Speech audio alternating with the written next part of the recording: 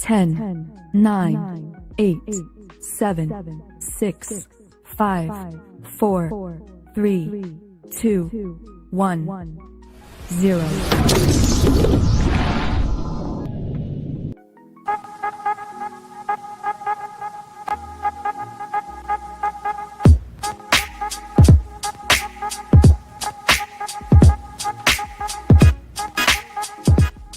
There are times when we must all endure adjustments to the Constitution in the name of security. Well, hello. And so it begins. And so it fucking begins. Yes! Oh, wait, shit. I left Sith out. Sorry. I see how this is gonna go. You gotta cheat to get your win. Yeah, I win! Yes! I mean, you can leave the Kryptonian back there. It's fine. Everything's fine. Mm. No! There's no Kryptonian here. No, not today. Welcome everybody to the Week in Geek chat. If you are on the NEA channel right now, does this count as one of the NEA debates that I've been wanting to do? Yes, it does. Mm-hmm. Is this an important debate like the other debates that I want to do? Yes, it's just as important as all those other debates. More important, some might say. This is serious shit, guys. Today we're going to be talking about Star Trek versus Star Wars, or Star Wars versus Star Trek, however you would like to say it. Doesn't matter. Star Wars v Star Trek, because it's a legal battle. It's not like they're fighting each other. What about Trek Wars, written by William Shatner? Tech Wars? Oh, Tech Wars, that's it. Tech Wars, yeah.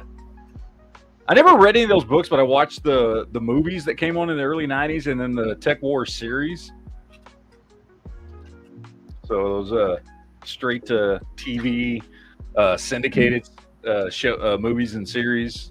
So they weren't bad from what I remember. I haven't watched them in 30 years, but I remember liking them. So anyway, we're gonna have a little bit of a debate tonight.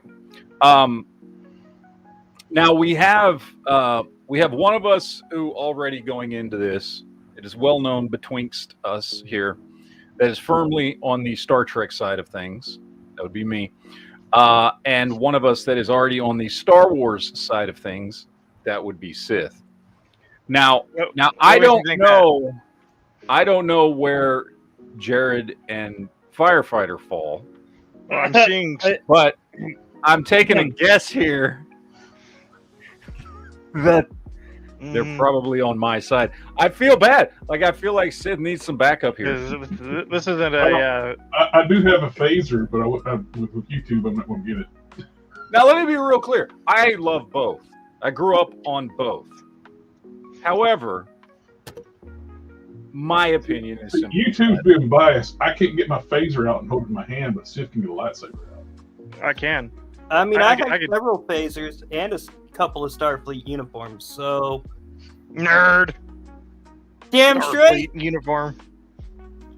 I feel like watching... what's the name of that movie? The one about the Star Wars, or the Star Wars nerds that go on the trip to go see Fanboys. Fanboys, thank you. Yes. We don't hawk the Trek here. Yeah. It's a great movie, by the way. It is I love that movie. It's a fantastic movie. I would drive all night if I got to pimp slap some Trekkies. Yeah. Jolly! Matt! Jolly. Hello. What side of this battle? Be here? What side of this battle are you on? Is the question which is a better franchise as a whole? Yes, collectively? which is the better franchise? Because right now Sith is horribly outnumbered. He needs someone on his side. And I do know you are a huge Clone Wars fan. So what are you, Star Wars or Star Trek? I'm leaning Star Wars. Star Wars. Okay, Sith, you have an ally. Yes. You're leaning the correct directions. I will preface that by saying I think Star Wars has lower lows, but I think as a whole franchise, every bit of medium and everything, I think they're a little more successful. All right. So, first of all, I want to say I did some research into this, and we'll get into the minutia and the details and our personal feelings. But before we do that, I do want to go into the numbers, okay? Because I crunched the fucking numbers on this, and we have some numbers to go off of to start guiding us down this path before we get into our personal opinions. But I do got to get this super chat here. Preston Garvey says, you forgot the best Star franchise, Stargate. Stargate's a good one because, in my opinion, there is no bad Stargate. The original movie, all the TV shows have been phenomenal. Good Universe. Universe. I love Stargate Universe. I love it. We're talking about the best star. This is the best star. Starfighter. Oh, we can get into that. Okay. So let's crunch some numbers first. So I broke this up. I have a whole like detailed thing. I don't know if y'all can see that on my phone. I sat here and crunched the numbers for like 30 minutes today. So we've got each franchise has, I believe, 2 eras. You have classic Star Trek, modern Star Trek. You have classic Star Wars and modern Star Wars. Now let me tell you how I broke this up. Classic Star Trek, okay, consists of the original series, TNG, DS9, Voyager, Enterprise, and 10 movies. Okay. Modern Star Trek consists of Discovery, Strange New Worlds, Lower Decks, Prodigy, Picard, and a total of 4 movies.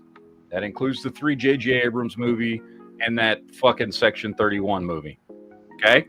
Now, Star Wars Classic is broken up into the original trilogy, the prequel trilogy, Clone Wars movie, Droids, Ewok Adventures, Clone Wars the series, and the 2 Ewoks movies. You cannot forget those. Okay? Modern Disney Star Wars consists of a sequel trilogy, Solo, Rogue One, Rebels, The Mandalorian, Boba Fett, Ahsoka, Acolyte, Skeleton Crew, Andor, Tales of the Jedi, Bad Batch, and Star Wars Resistance. Okay? So that's modern Star Wars and Star Trek, classic Star Wars and Star Trek. Now, what I found here, so we'll just do the total numbers first. There are a total of 332.25 hours of Star Wars entertainment. Okay? There are a total of 913 hours total of Star Trek entertainment.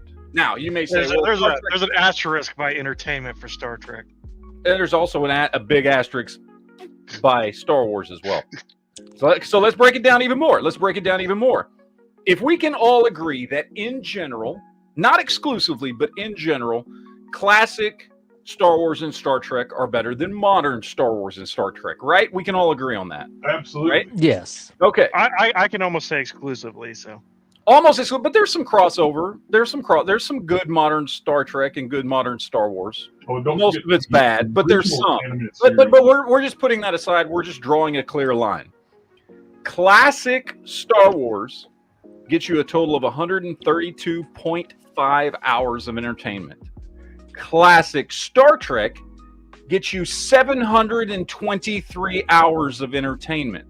So there's more classic good Star Trek than classic good Star Wars. Now let's look at modern Star Wars and Star Trek. Okay, modern Star Trek, 190 hours even of entertainment. Modern Star Wars, 199.75 hours of entertainment. So there is far more good classic Star Trek than good classic Star Wars. And there's a little bit more bad modern Star Wars than bad modern Star Trek. So just by the numbers here, we have far more hours of entertainment, both good and bad, from Star Trek. And if you just count the good, we got 3 times as much good entertainment from Star Trek as good Star Wars. Those are just the numbers, people. I'm just throwing out the numbers. Those are just straight, pure, unadulterated, objective facts. That's just the objective facts of the situation. Okay? So now that that's been put out there, there's always room for debate when you delve into the minutia of things. For instance, I'll throw one out there. Rogue One, in my opinion, next to Empire Strikes Back, greatest fucking Star Wars movie ever. So does that give more weight to the Star Wars side? Yes, it does. Even though it's modern Star Wars, it's still fucking phenomenal. And I'll say the same thing about Andor and Rebels. I think Rebels is probably my absolute favorite thing that is Star Wars. And that's from the Disney era. And I love it. I fucking love Star Wars Rebels. It's one of the things Disney didn't fuck up. You know what I'm saying? So there's always minutia. So this is where the debate comes in. But I had to get the numbers out of the way right off the bat. Well, for the numbers, you got to add 2 hours to Star Wars, classic Star Wars, because you left out Star Wars Clone Wars series, the original Clone Wars series. I did. I counted that as a Clone Wars movie. Did you?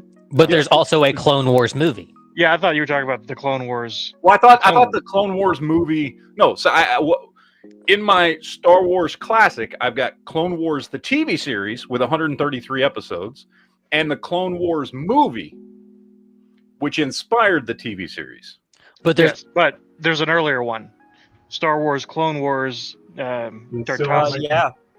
Tartatsky or whatever his name was. That's the movie I was talking about. It was like that 2-hour movie that got broken up into chunks. Okay, yes, in the early 2000s, like 2003. Yeah, it was the hand-drawn animation that was the inspiration for the Clone Wars series, which the Clone Wars series did start out as a movie. Yes, but that is included as part of that. Okay, that's included as part of that 133 episodes because that was part of it. That was the question, because that was an hour and a half long. Yeah. I have those broken up into 2 chunks. Okay. That Clone Wars animated series makes the prequels make much more sense. Yes. The prequels should have been more than 3 episodes. Yeah. It should have been 3 episodes for each. The prequels should have been 3 episodes for each saga. We should have had 3 movies with Anakin as a kid and becoming a young Padawan, 3 episodes for the Clone Wars, and 3 episodes for the Sith coming back. Well, and I maintain that Hayden Christensen should have been in the first movie. That him being a fucking 8-year-old was not too old to become a Jedi, because there's too much canon, both before and after Disney, to say that he was not too old to be a Jedi. And it would have made much more sense had you had Hayden Christensen come in and play, 14, 15, and had there be some consistency there in that trilogy, however you wanted to break it up, because then it would make more sense as to, quote unquote, why he's too old. Exactly. You didn't need that kid actor to play him in the first fucking episode. It should have been Hayden Christensen. I think when he started filming, he was 19 years old when he started filming Clone War, or the Attack of the Clones. Which means if you had just had him do the first movie, he would have been like 16 or 17. He could have played 14 or 15 years old. Like, that wouldn't have been an issue. Like, he would just be playing a little bit younger than he was. So, like, it would have made way more sense, in my opinion. But whatever. So I hold I don't know if it's popular or not, opinion. Star Wars is good in spite of the movies, not because of the movies. The good thing about Star Wars is the world building and the universe, and everything surrounding the movies is about 10 times better than the actual movies themselves. Well, and see, here's the thing, because it's real, and I'm trying to keep this separate for the sake of the discussion, but if you were to include all the books that I read in the 80s and 90s, then I would say Star Wars is better. However, those were never, they were half-assed considered canon, basically because George Lucas said, "Yeah, why not?" But I reserve the right to change any fucking thing I want at any fucking time, which he then, of course, did with the prequel trilogy. Yep. So I'm trying to keep it strictly to, you know, like visual media entertainment for both franchises. And to be honest, actually, I read a lot of good Star Trek fucking shit too back in the 90s. Like I binged read all kinds of Star Wars and Star Trek. So there's a lot of good that shit there too. So it's kind of, you know, I'm trying to keep it to like movies and TV shows. Right. For the sake of argument, because once you get in, like, and that's hard enough to dig through all this shit of just movies and TV shows. I mean, collectively, you know, we're talking about almost 1,400 hours worth of content, and then you throw books and comic books and shit in there on top of that, and then it just gets real convoluted as far as like having the argument. But I will say, probably the greatest thing ever that is Star Wars is those 80s and 90s books. Yep. Nothing just pure and simple. The single greatest story told in Star Wars is the Thrawn trilogy, the original Thrawn trilogy. That is the single best storyline ever put to Star Wars ever. It's not my personal favorite, but I will say objectively, you're correct. It is the best. Mm-hmm. It is the best objectively, even though my personal favorite storylines would be probably the Rogue Squadron series of books and Those Shadows are of good. the Empire, which I think I liked a little better. But I would say objectively, you are correct that the like just, you know, even though it's not my it's like top 3, but not my personal favorite. I'd say objectively, yes, you're right. Thrawn trilogy is phenomenal storytelling at its best. Despite its ridiculousness, I also really enjoy the Yuzon Vong. I didn't get all the way through it. I only did the first 2 books, and I didn't get past that. I didn't get to the point, like, I know what happens to Chewbacca, but I didn't get to that point in the story yet. Yeah. I don't remember why. I just kind of stopped reading at some point, and I don't remember what the fuck happened or why I didn't finish that series, but I did the first 2 books, you know, from when they first arrive and start fucking everything up. But I always meant to go back and read them. Spoiler alerts for a 30-year-old book, Chewbacca dies saving Anakin Solo. Yep. And it makes a whole lot more sense than Han Solo being stabbed by his kid. Yes. Much fucking more sense. I loved what they did in the books too. And we're gonna try not to focus on the books here. I swear to God. But I love what they did with the books, because the books, and I don't remember it, because maybe it was something that was mentioned by George Lucas, but it certainly wasn't in the original trilogy. But the books is the first thing I ever remember really bringing to light the idea that some Jedi are just better at some things than others. And almost every Jedi kind of has a specific skill, you know, and Anakin's skill, you know, Darth Vader, like, he was really good with machinery. Like, he was really good. And and so was his grandson. That's why, you know, Anakin Solo was the same way. He was really good with machinery. And I just remember thinking that was really cool, because that was the first time I had ever heard about that concept with the Jedi, was those books in the 90s of like, yeah, some Jedi are just really good. There's like a thing that they had healers, they had like stealth guys, they had fighters. And I don't think that was ever mentioned before. Like I said, maybe that had been in some George Lucas interview or something, right? But it wasn't in the original trilogy. It wasn't in anything that I remember, like, written down or on film before those books. Which now, of course, it's become a fucking part of sci-fi or Star Wars canon, you know, that some Jedi are just better at some things than others, and they have special talents and skills and things. But anyway. Yep. Okay. So we'll put the books and stuff aside for a minute, because the books are fucking phenomenal. But we're going to specifically talk about just visual media, movies and TV shows.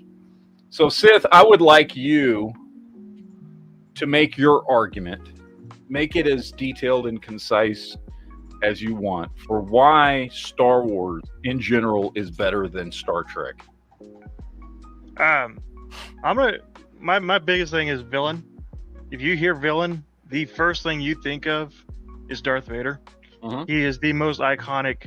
I would say he's the most iconic character and villain both in any news, any media, across any continent.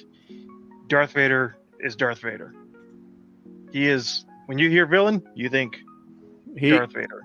100%. He is probably one of the top. He's definitely in the top 10 greatest villains of all time from any franchise, TV show, movie. I'm sorry. Yeah.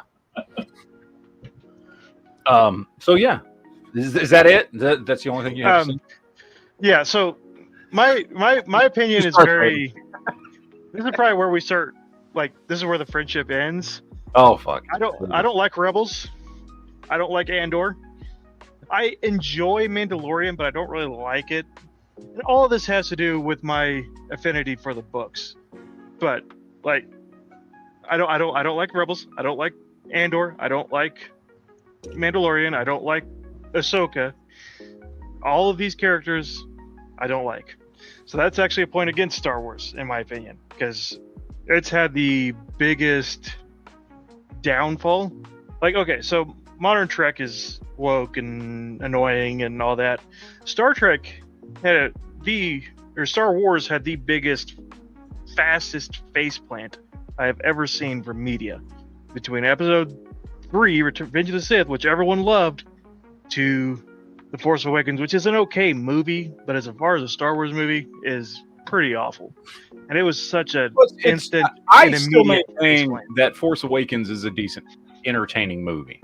Yes, it's a Before decent, they entertaining fucked movie. everything up, and it's basically just a rehash of A New Hope. But for a new generation, I was willing to accept it for being just a ripoff, and just be like, okay, well, we're getting back into the spirit of the Star Wars adventure. Hmm. And I will say I enjoyed it a whole lot more the first time I watched it, because I hadn't read a bunch of the books and comics or any of that stuff at that point. So when I watched it, I enjoyed it the first time. And then I read the books and I was like, oh, this is what we could have had. And it retroactively made those movies worse than the first time I watched it. I do kind of enjoy The Force Awakens, and I think it set up a whole lot of very interesting plot points that could have come from it that they just completely squandered in what was it? Was it Last Jedi? That basically every interesting plot line died immediately in that second movie. Okay. But I maintain that Revenge of the Sith is the single highest quality Star Wars movie that we've gotten. Ryan Roundhead Johnson said it's like, I'm going to Thelma Louise this movie, this franchise. Drive off Yeah. the cliff. Yeah, drive off the cliff. That's exactly what they did. It never recovered after that. And I don't think it ever will. It would take an... They were too arrogant to not retcon that movie. Yes. That movie should have just been written off as non-canon. They should have had Rise of Skywalker, or whatever it was called, have Rey wake up from a big, awful nightmare, and that's how they start. They should have. Well, the bonus points to Star Trek right now is the fact they are retconning Discovery as a different timeline. Yeah, see, at least, Star Trek's at least showing some potential signs of growth. Star Wars, unless it ever gets out from under the thumb of Disney, it will not do well. Let me just make an observation here. Just throwing this out there. I asked you for why Star Wars is better than Star Trek, and all you've done is shit on Star Wars. Disney Star Wars. I've only shit on Disney Star Wars. Psychology, Matt. I'm just saying, like, come on. I'm trying to get you to join my side through just sheer pity. She's pity. Hey, Matt, you got a super chat. Oh, I do have a shoot. Gerald Cagney says, the words of Data from the Next Generation, there was a woman from Venus, and she was shaped like a penis and shoved herself up Uranus. Is that like the Next Generation after? I don't remember that episode. I do. I remember when he started to say that, and then they cut him off. There once was a woman from Venus, and then it just like cut it off at that. He didn't say the whole thing though. Fear Okay, is the path to the dark side. Resistance. It is. So, my points for Star Wars being the best is Darth Vader. Luke Skywalker is one of the greatest heroes ever created, even if he did get it realized in the movies. And the weapon, lightsaber. You hand someone a flashlight, and they will immediately start going zoom, zoom, zoom, zoom. It would be physically impossible to make them not make the sound as they're swinging around a flashlight, because lightsabers are that cool, and everyone wants one, even though we would all kill ourselves with one if we had one. Immediately. They cut off the penis. That's what they cut off. What would happen if you dropped a lightsaber tip down into the center of the earth? We would all die. Oh, okay. Well, that's what they should have done with the Death Star in the first place. While they were inside, just turn it on and go. Yeah, they should have done that. And Mrs. Scary, I don't disagree with the first part. Jon Favreau might be okay, but they, what's his name? The guy who did Rebels. He is. Dave. Do what? Dave Filoni. Yeah, Dave Filoni. Dave Filoni is not the hero that everyone wants him to be. He is far too interested in shoving his own characters, making the entire world revolve around his characters, and not including enough of the characters that we grew up loving. The voice actor that does Maul, he plays Sam Witwer. Yes, he actually knows more about Star Wars than Dave Filoni. Yes, He actually had to correct Dave Filoni's script when he was reading it. It's like when Anakin was introducing, it's like we're going to do like the script where Anakin's introducing Padme. It's like they've already met Padme from Episode 1. Yeah. The Sons of Mortis are. He never even watched the prequels. No. If we could put Sam Witwer in charge of Star Wars, I think we'd be in a whole lot better off. No. I would absolutely jump at a chance to put him in charge. Yeah. Do it, lady. I think Dave Filoni is the reincarnation of George Lucas, for good and bad. Just in the same way that George Lucas was the better creative mind, but was not the best director in the original trilogy, I think Dave Filoni is a similar. Speaking as somebody who actually read the comic based on his original script, Lucas is George Lucas was only good because he was stopped from doing what he wanted to do. Exactly. He's one of those people that has to have restrictions, has to have somebody else reining him in, and I think Dave Filoni's the same way. The only good thing I liked of that Star Wars comic, I liked General Skywalker. Yeah, that was cool. And everything talks about Anakin Starkiller as being the main character. That is not true in that entire story. It's not at all. Yes, yes, Scary. He did do Clone Wars, and it was about Anakin and Obi-Wan, but it was also primarily about Ahsoka, and it was all about moving us. No, it was about moving Ahsoka more and more to the forefront. No, she never got moved to the forefront. In fact, they took her out of an entire season towards the end. She was gone for a whole season. Mm-hmm. So wait a minute. Did we play a Uno reverse card? Now Sith is trashing Star Wars and Matt is defeating. I'm just saying, man. Okay, so I'm going to be honest here. I'm going to be real honest here. I'm not hearing a lot of defense of Star Wars in all of this. There's not. Okay.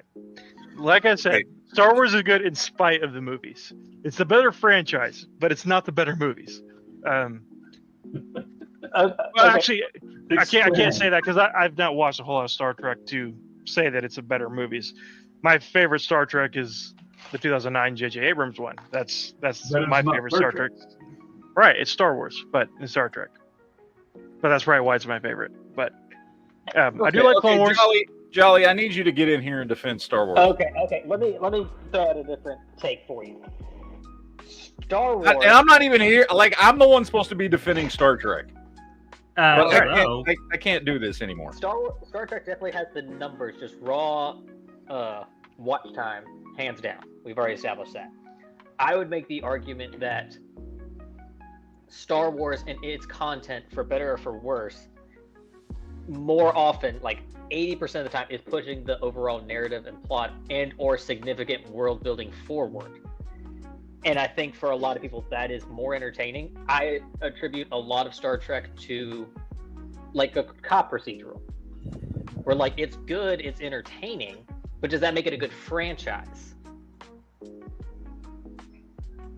How much of Star Trek is like villain of the week or mission of the week, but nothing pushes forward? Where Star Wars, even fluff episodes, Star Trek does push forward. And let him finish. Let him finish. Don't worry, we got plenty of time. Okay. To get into to just totally roll these fucking chumps here.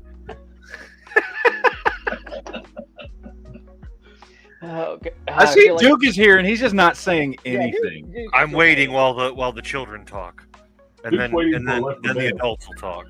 Yeah, that's what he's waiting for. Duke, we gotta play Ready or Not. You will actually pee your pants. Yeah, you Nice. Nice. That is my main point. I think that Star Wars is more condensed overall, and that there's less fluff, which I find more enjoyable, and that there's, I don't want to say there's more characters. There's more characters you can identify and branch out throughout the whole narrative versus Star Trek. Star Trek is a little more contained. Like this era is its own thing, and like Next Generation it's kind of its own thing. It's pushed forward now in modern times that they've gone back and pulled from it. But I think Star Wars is a lot more continuous, is my biggest argument. Okay. Now Duke, I am correct in assuming you are on the Star Wars side of this argument. Duke is on the Space Marine side. See, yeah, no, Star Wars is better. Star Wars Okay, is so I want to hear you, because I'm asking for a defense of why Star Wars is better, and I'm getting a lot of bitching about Star Wars more than I'm getting defense of the show or of the franchise. Yep, Star Wars is great because you have Star Trek because of Star Wars. Star Trek was failing. Remember, it was canceled. The first movie was horrible. The only reason why we got Wrath of Khan is because Star Wars came out, and then the Empire Strikes Back came out and was amazing, and so it paved the way. So Star Trek would have died where it was after the motion picture had we not had Star Trek, so we wouldn't even have this conversation. Another point is that Star Wars is probably some of the best. The only other thing that compares to Star Wars is Lord of the Rings, and I guess we're not even going to go down that road. But if you're talking about Star Wars and Star Trek, Star Wars is a better story because it plays on like the classics, like Homer, the Odyssey, all these other realms, and so it brings on these like timeless tales, which you're gaining the father fights the son to bring back the father to the light side. There's another point there. The another point that I have is that everything around Star Wars. So not only are the movies better, and all the movies and the TV shows are better, but then you go into the extended universe and pick which extended universe you want to go down. You're always going to be better than Star Trek. Star Trek's extended universe can't hold a candle to even everything that's been erased from Star The other thing is Star Trek doesn't have an extended universe the way Star Wars does, because Star Trek's everything that Star Trek's ever done as far as like books and comics and all that shit is just considered canon, and it's just an expansion of the shows and the movies. Mm-hmm. So whereas there, and I'm saying this like to kind of make your point, I guess, which is that like Star Wars had a freedom in its expanded universe that Star Trek has never had, because everything Star Trek has had to be canon. Every book is canon. So there has been, I will say, in the quote unquote expanded universe of Star Trek, there's been less innovation and things like that. Like I've read many Star Trek books, and they're great and I love them. But I would say the gap between, let's say, you know, some of the Star Wars movies that are not as, you know, fondly looked at, like the sequels, and something like the original Thrawn trilogy or Shadows of the Empire or whatever. There's a huge gap there because the Star Wars expanded universe allowed for so much fucking cool, innovative, new ideas, all this shit. Whereas there's not really that gap, right? Like, even if you pick like Star Trek that you don't really like that well, there's not as wide of a gap, right? Because the expanded universe of Star Trek just really wasn't allowed to really do a lot. Like, it always had to stay in line. There are, you know what I mean? Like, it had to, it's always had to be like approved by, you know, people who own Star Trek. Whereas in the 80s and 90s and even going into the early 2000s, George Lucas didn't really give a fuck what they put in a book. Like, he just was like, fuck it, whatever, do whatever you want. He's gonna make his money off of it either way. So How many novels do you think there are of Star Trek? Oh, there's probably thousands. I mean, in the high hundreds, maybe topping 1,000 novels. There's at least 850 published works. It could be. There's a fuck ton. There's a lot. So to expand on it, so there's that. There's the critical influence that it had on special effects. So it wasn't Star Trek that innovated, that created industrial light. I'm talking about Star Trek novels. That's. I know. I'm not talking about that anymore. I'm talking about the effects that the special effects had on the industry. So we're talking about legacy. All the guys that worked at Industrial Light and Magic, the THX, the sound stages, the grassroots that was designed from the movie, and then the fact that you even have big blockbusters. You count Jaws and Star Wars is why you have big summer movies, and why, you know, that was even a thing. It arguably is some of the stuff that brought the grind, because the 70s was a really hard time for good movies. You can pick some. There are good movies in that timeline or that time frame, but there's not a lot compared to the 80s, 90s, 2000s, things like that. So going from there, character-wise, you beat out every single person. Yes, you have the Kirk and the Picard and some side characters that are notable, and I will argue with you that they are awesome. But what you don't have is Han Solo, Luke Skywalker, Darth Vader, Obi-Wan Kenobi. You actually have people actually accomplish stuff. Yeah, but I get that. But you're and if you want to go pound for pound, like, you're talking about, like, what, like, if you lined up all the Star Wars hours, if you're going to go pound for pound, like the Star Trek cast of it saved the world much more than Star Wars. Yeah, okay. So, like what I was saying, so if you go for like how much footage you have, so you have, like, let's say 100 hours of Star Wars, right? What's more than that? But let's say we have 200 hours of Star Wars. You've got to have 1,000 hours of Star Trek. So you've got probably 10 times the amount of content. And the very fact that I have to have this conversation shows you that Star Wars is better. So there you go. That's my argument. I would add that. Okay. I would add that I will actually have to correct something too, though. Star Trek was not dead. Star Wars did not save it. The only thing that changed from the first movie. The first movie is awesome. Star Trek. No, it's not. People that don't like Star Trek say the first movie sucks. The first movie is horrible. The first movie was great. That actually was going to be a TV series. It got switched to a movie because of Star Wars. They were actually doing open casting stuff. Some of the people actually were for the casting and actually got casted into the movie. But it was actually going to be a TV series. It didn't. Star Wars didn't save Star Trek. It just switched it from another TV series to a movie. Yeah. So Star Trek, it was called Star Trek Phase 2.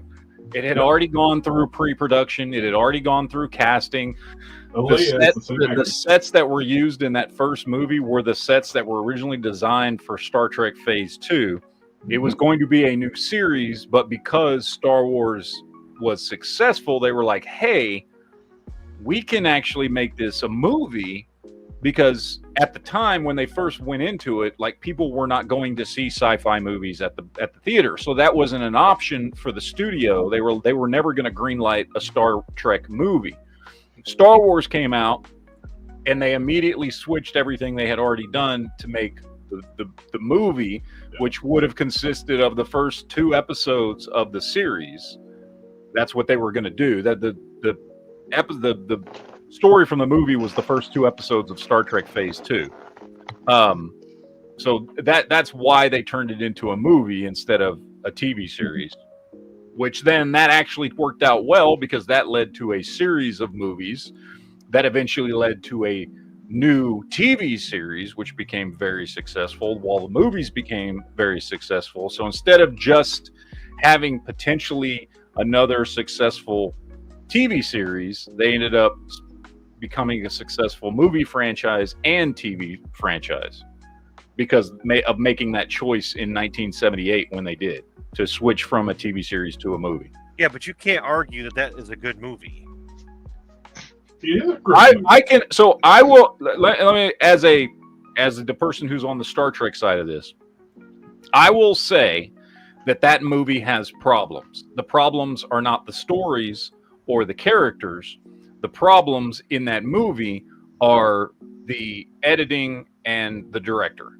The story, that movie, that story, which I forget what it was going to be named when it was when it was going to be the first 2 episodes of the series. It had its own name. I can't remember what it was, like Voice of the Gods or something like that. But that story of Voyager being found by aliens and sent back is phenomenal sci-fi storytelling that rivals some of the greatest fucking sci-fi of all time.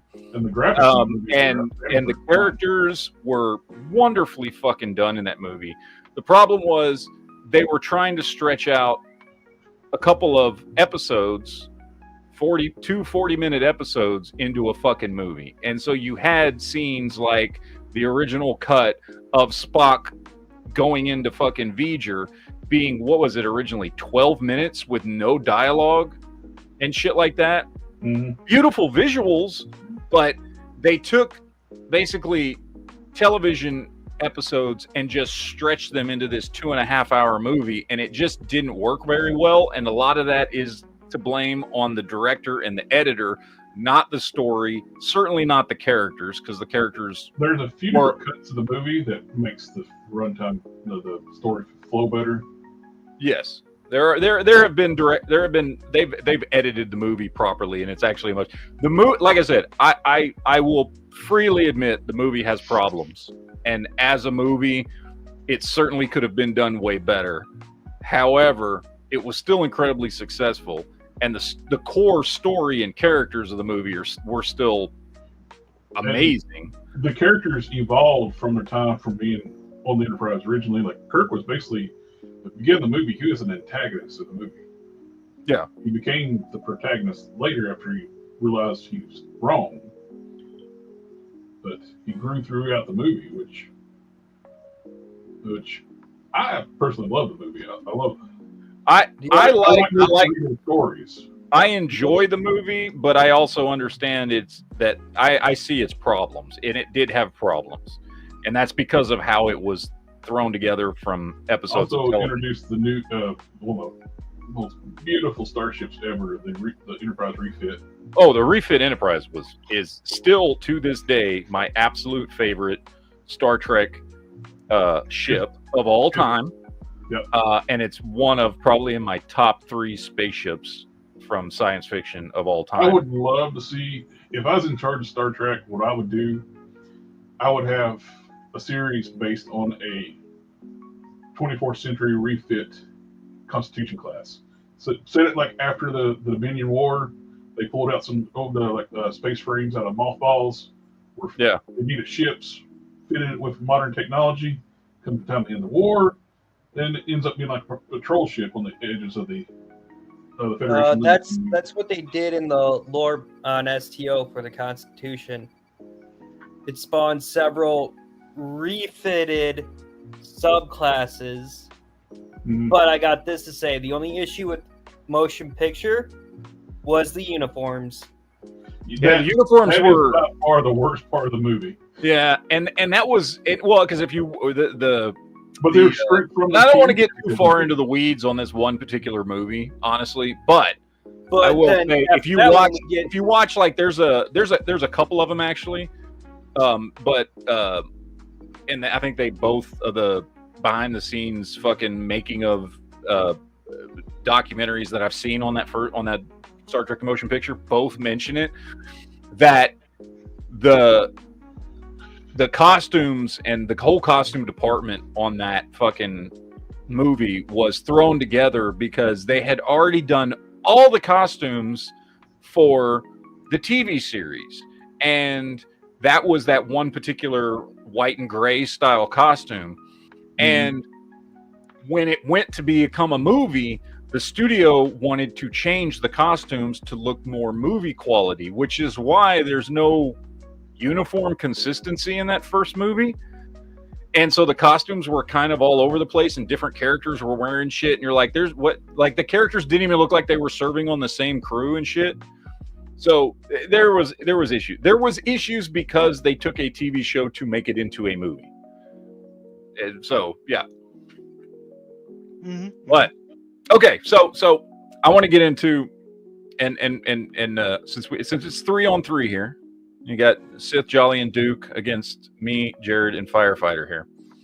And I think they've made their arguments for Star Wars.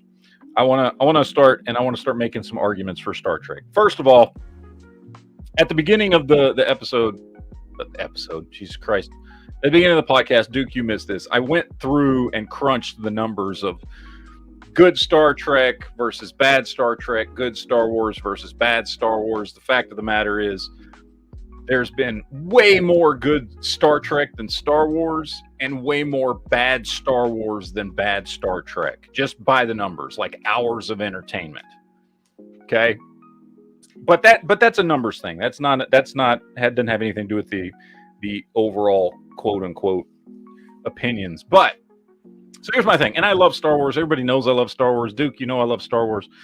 But just pound for pound, the levels of, if we just want to talk about sheer entertainment value, right? Like just the hours of entertainment I get out of it, that's one thing, because there's just far more Star Trek in general. And like, I think we added it up. It's like 4 times the amount of good Star Wars than good Star Trek.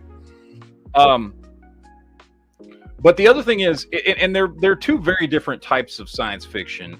Star Wars is much more space fantasy than science fiction. And there's nothing wrong with that. I love space fantasy adventure. And I will say that in some aspects, not necessarily in the original trilogy, but certainly in the prequels and Clone Wars and things like that, Star Wars did a really good job of like really getting into the weeds and the minutia of the Force and things that I really, really enjoyed that they really didn't cover in the original trilogy that I grew up with. However, there's just so much more, and I acknowledge that when it comes to character archetypes, right? Like Star Wars has got it down for the most part. I mean, if for nothing else except Vader. I mean, Vader in and of himself, as we were talking about earlier, when you think of a villain, chances are, you know, there's a 1 in 3 chance you're thinking of Darth Vader.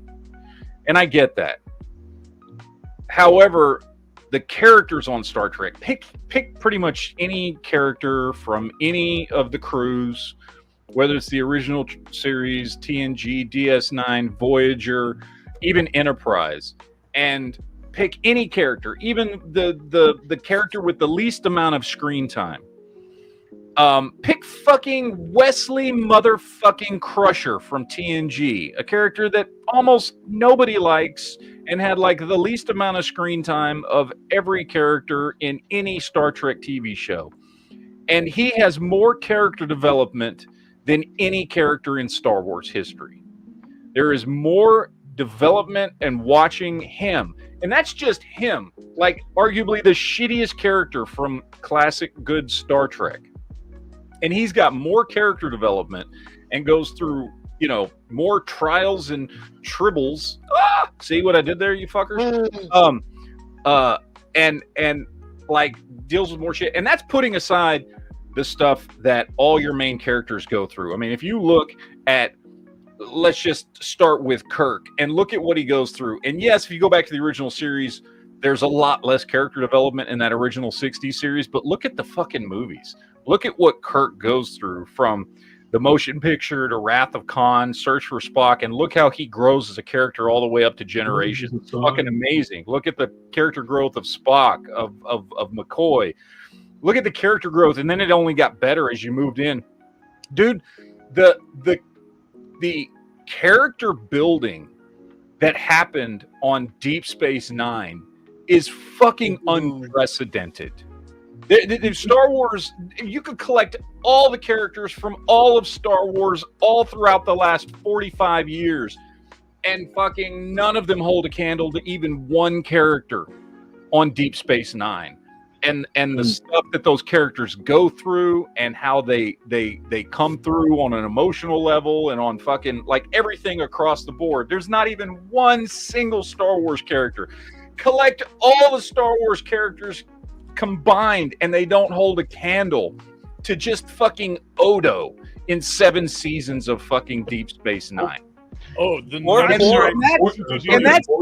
that's just character development. That's just character development. Then you want to talk about stories? Yes, Star Wars does a great job of talking about these big kind of mythological stories, and George Lucas was great at including a lot of things that were relevant.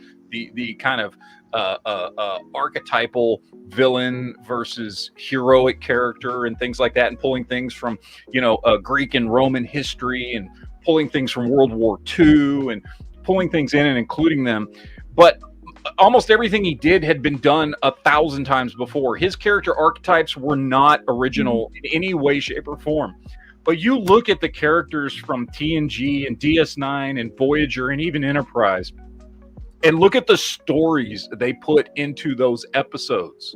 And yeah, it was a week-to-week, quote-unquote, monster of the week or villain of the week type of show. But there was more humanity in any one episode of fucking Star Trek from any of those different Star Trek shows that were out than there has been in pretty much like all of Star Wars combined. I mean, whether it's the episode, like the simple episodes like TNG's Data's Day, simple episodes, so much fucking humanity and emotion in that. The one where fucking Data created a daughter and the shit that he had to go through on that. Any of the episodes where Worf had to fucking deal with the consequences of his father's actions and becoming a Klingon. Like I hated the episode. The episode where fucking Picard got pulled into a fucking fake world to live an entire life just so that this fucking society that didn't exist anymore could like carry on just through the memories of others, was a fucking beautiful episode that dealt with fucking like people's humanity and legacy and all these things.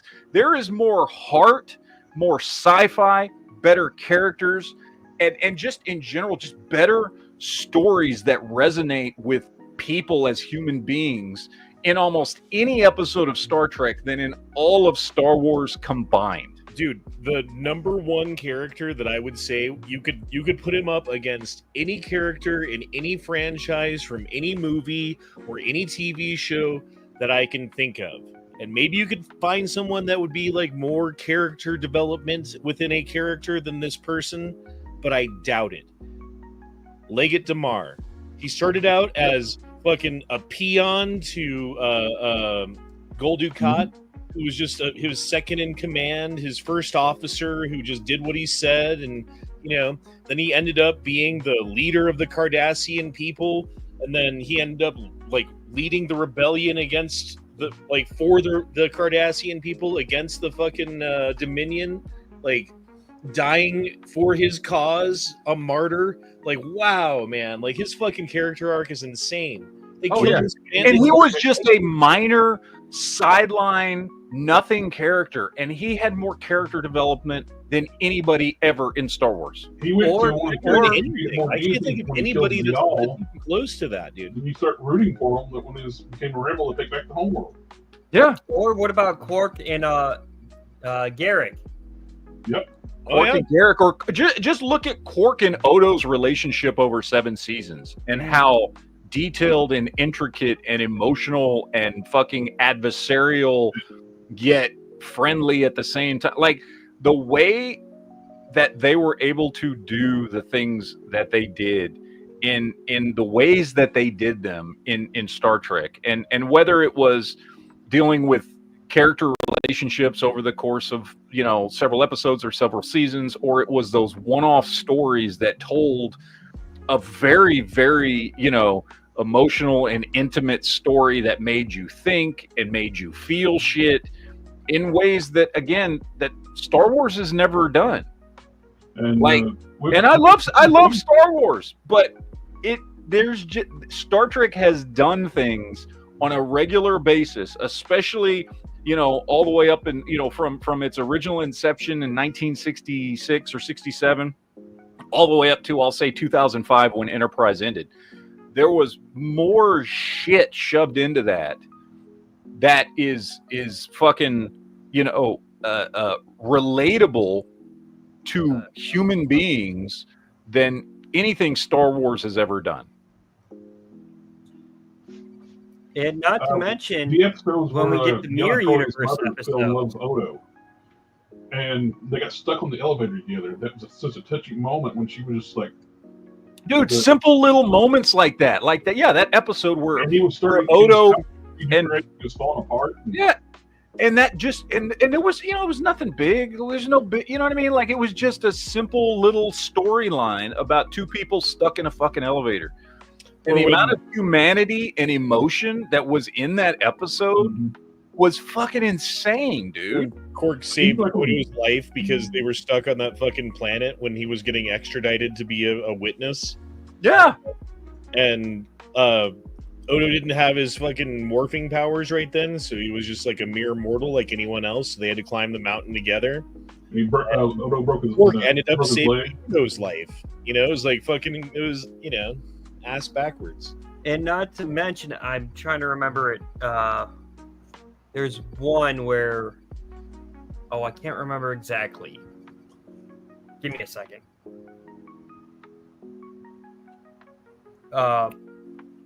Porthos. We had a whole episode in Enterprise because he accidentally peed on a sacred relic. Yeah. And he gets killed.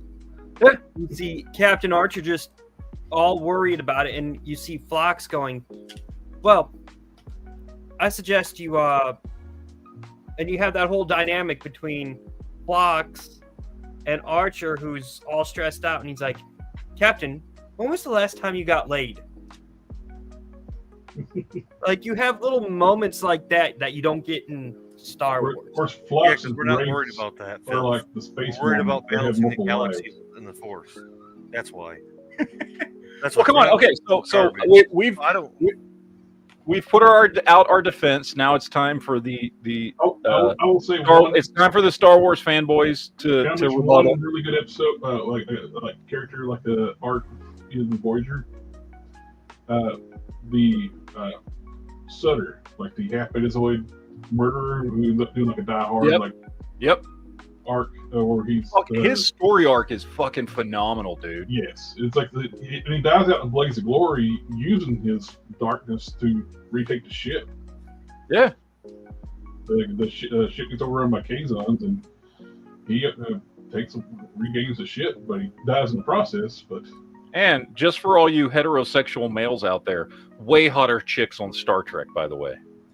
I'm sorry, that's actually incorrect. So, no I'm just question saying. that. Watch, they're going to be claiming that Rey's hot.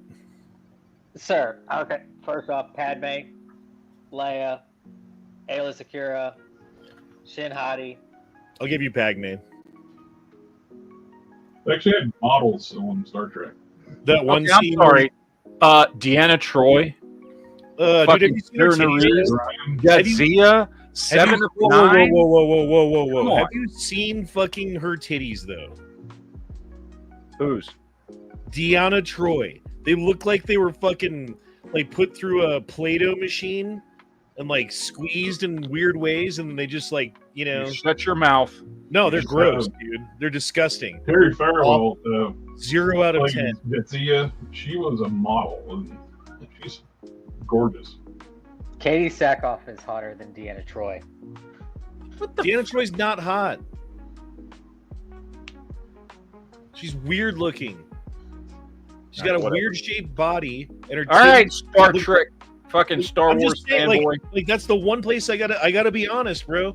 I'm Good for Star cartoons. Trek. I agree with you. Star Trek's better. I agree with you. Like 7 to 9. I think Marina Sirtis is fucking hot. So, But I don't don't be care. pulling out fucking Deanna Troy saying she's hot when she's not, bro. She's she a fucking, is hot. I thought Dr. Crusher was hotter. yeah. I honestly, agree with that but- statement. Dr. Crusher looked like my mother. Oh no. Well, what you're does that say biased about then. me? So, I think no. what Collector Express is saying is that he would like to have sex with your mother. Well, I grew up with a lot of friends that thought that way. Anyway, all right, it's time for the Star Wars rebuttal. Come on, guys. We've given you all these intricate, gotta detailed let 'em reasons go. why Star Trek is better. Now it's time for a rebuttal from the Star Wars fans. I give you Nothing. I You give have crickets. no defense. No, I can give you some points. I'll steel man it, Oh. dude. The fucking special effects in Star Trek or in Star Wars make Star Trek special effects their bitch. They are hands down better. If you go back in time and watch like the period pieces, like where they were like relatively within the same genre of film, Star Trek again loses hardcore to the absolute masterpiece that fucking George Lucas came out in the special effects of Star Wars. There is no doubt that George Lucas, and I don't think it was just him, it was his ideas, but he was brilliant at getting the people that were needed to create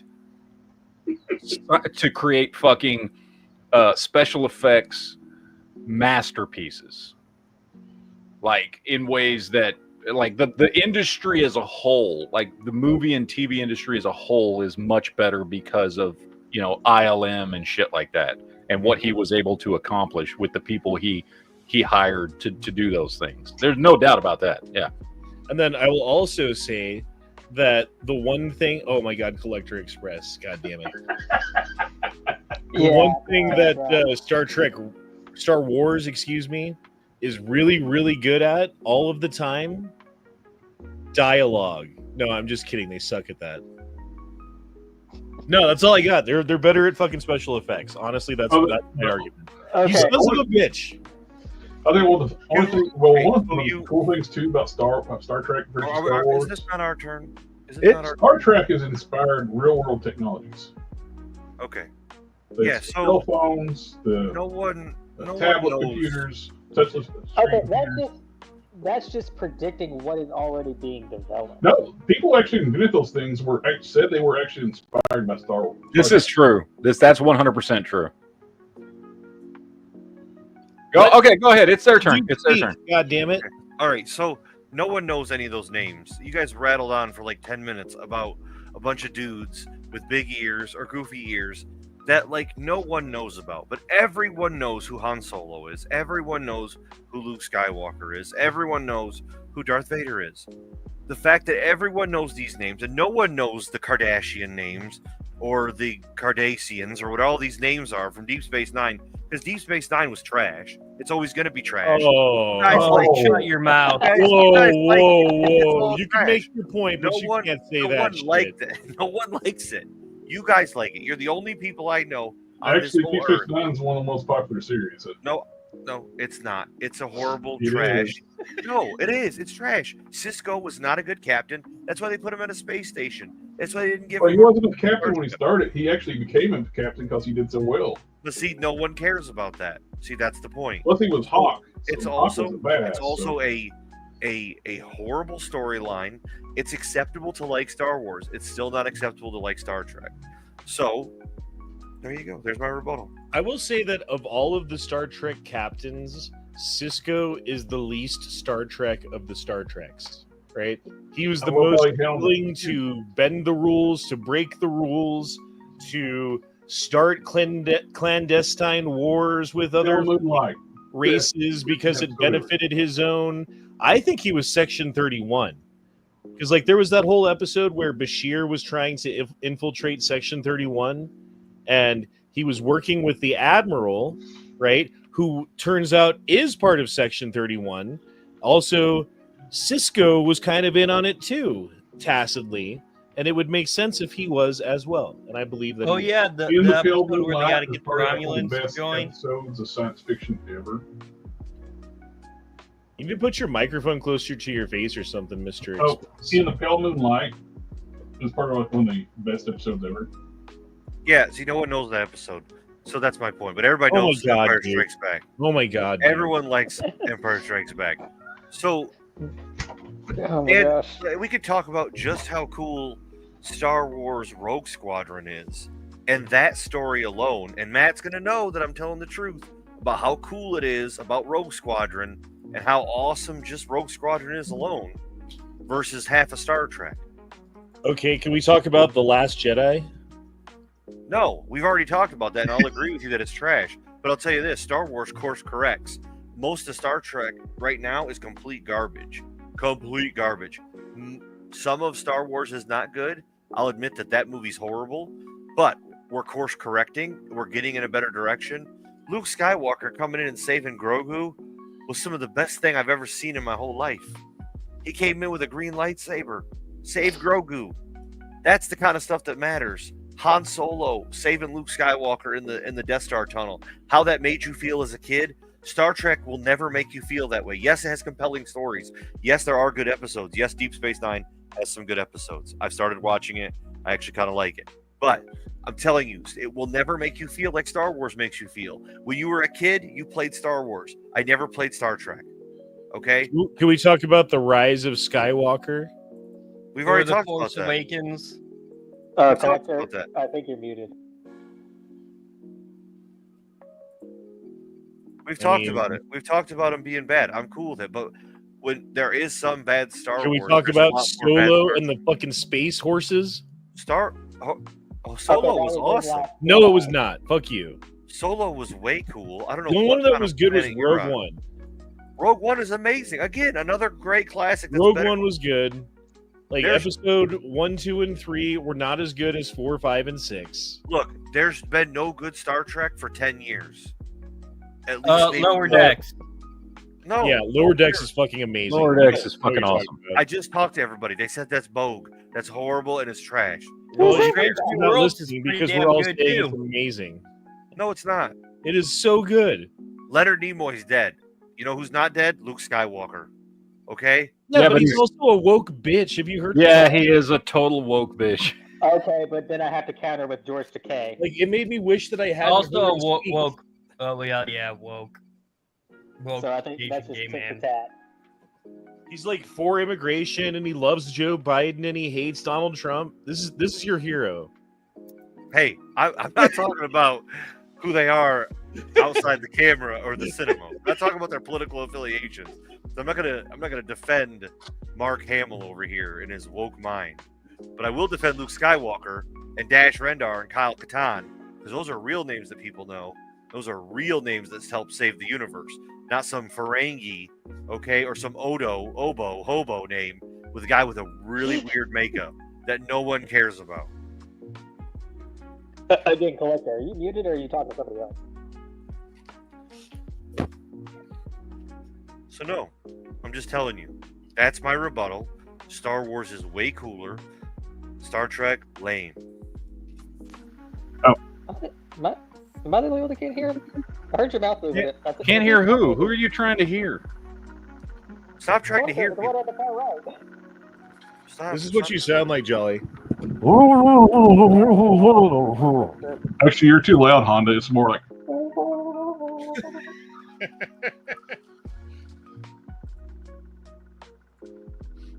For some reason, StreamYard was using my mic over here, and I had to unplug it. It's not the. It was using the camera on one, the camera on one, and using the mic on the other. Yeah, you do sound better now. You sounded like you were in a hallway down the hall.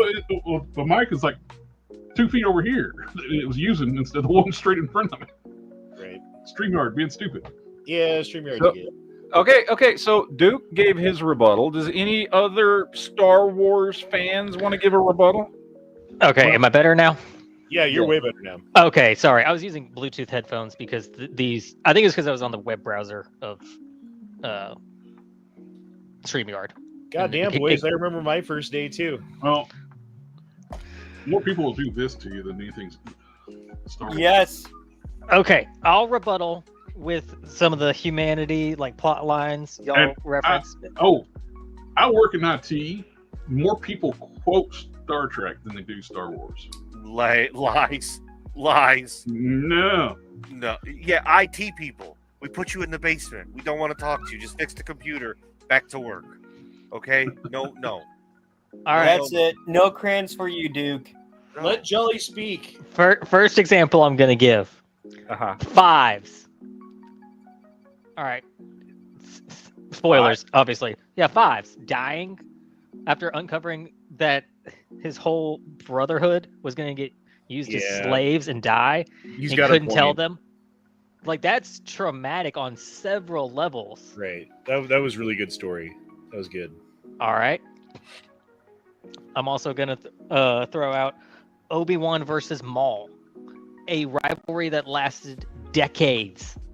Where Maul tried repeatedly to break him down and take everything he had, and Obi-Wan had to be the hero and rise above all that. He easily could have gone to the dark side. And if you were a fetus and you actually watched that show, you would know that.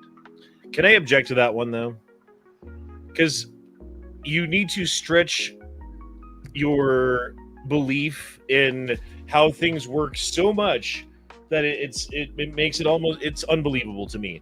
The motherfucker got chopped in half, and we're supposed to believe that he just like fell down and got saved and something, you know what I mean? Like whatever the story is behind him not dying, he's fucking dead, bro. Yeah. And he was just such a good character, and they have such bad writing, and they have such poor fucking like ability to come up with new people and stuff that when they actually have someone good, they're like, oh, we have to bring him back. We have to make another story about him. We have to make sure that he doesn't die. We'll give him like spider legs or something. Oh, and the same thing happened with fucking Boba Fett too. They're like, oh, well, he didn't die in the Sarlacc pit. He came back because we want to have a whole series about him because people will buy it.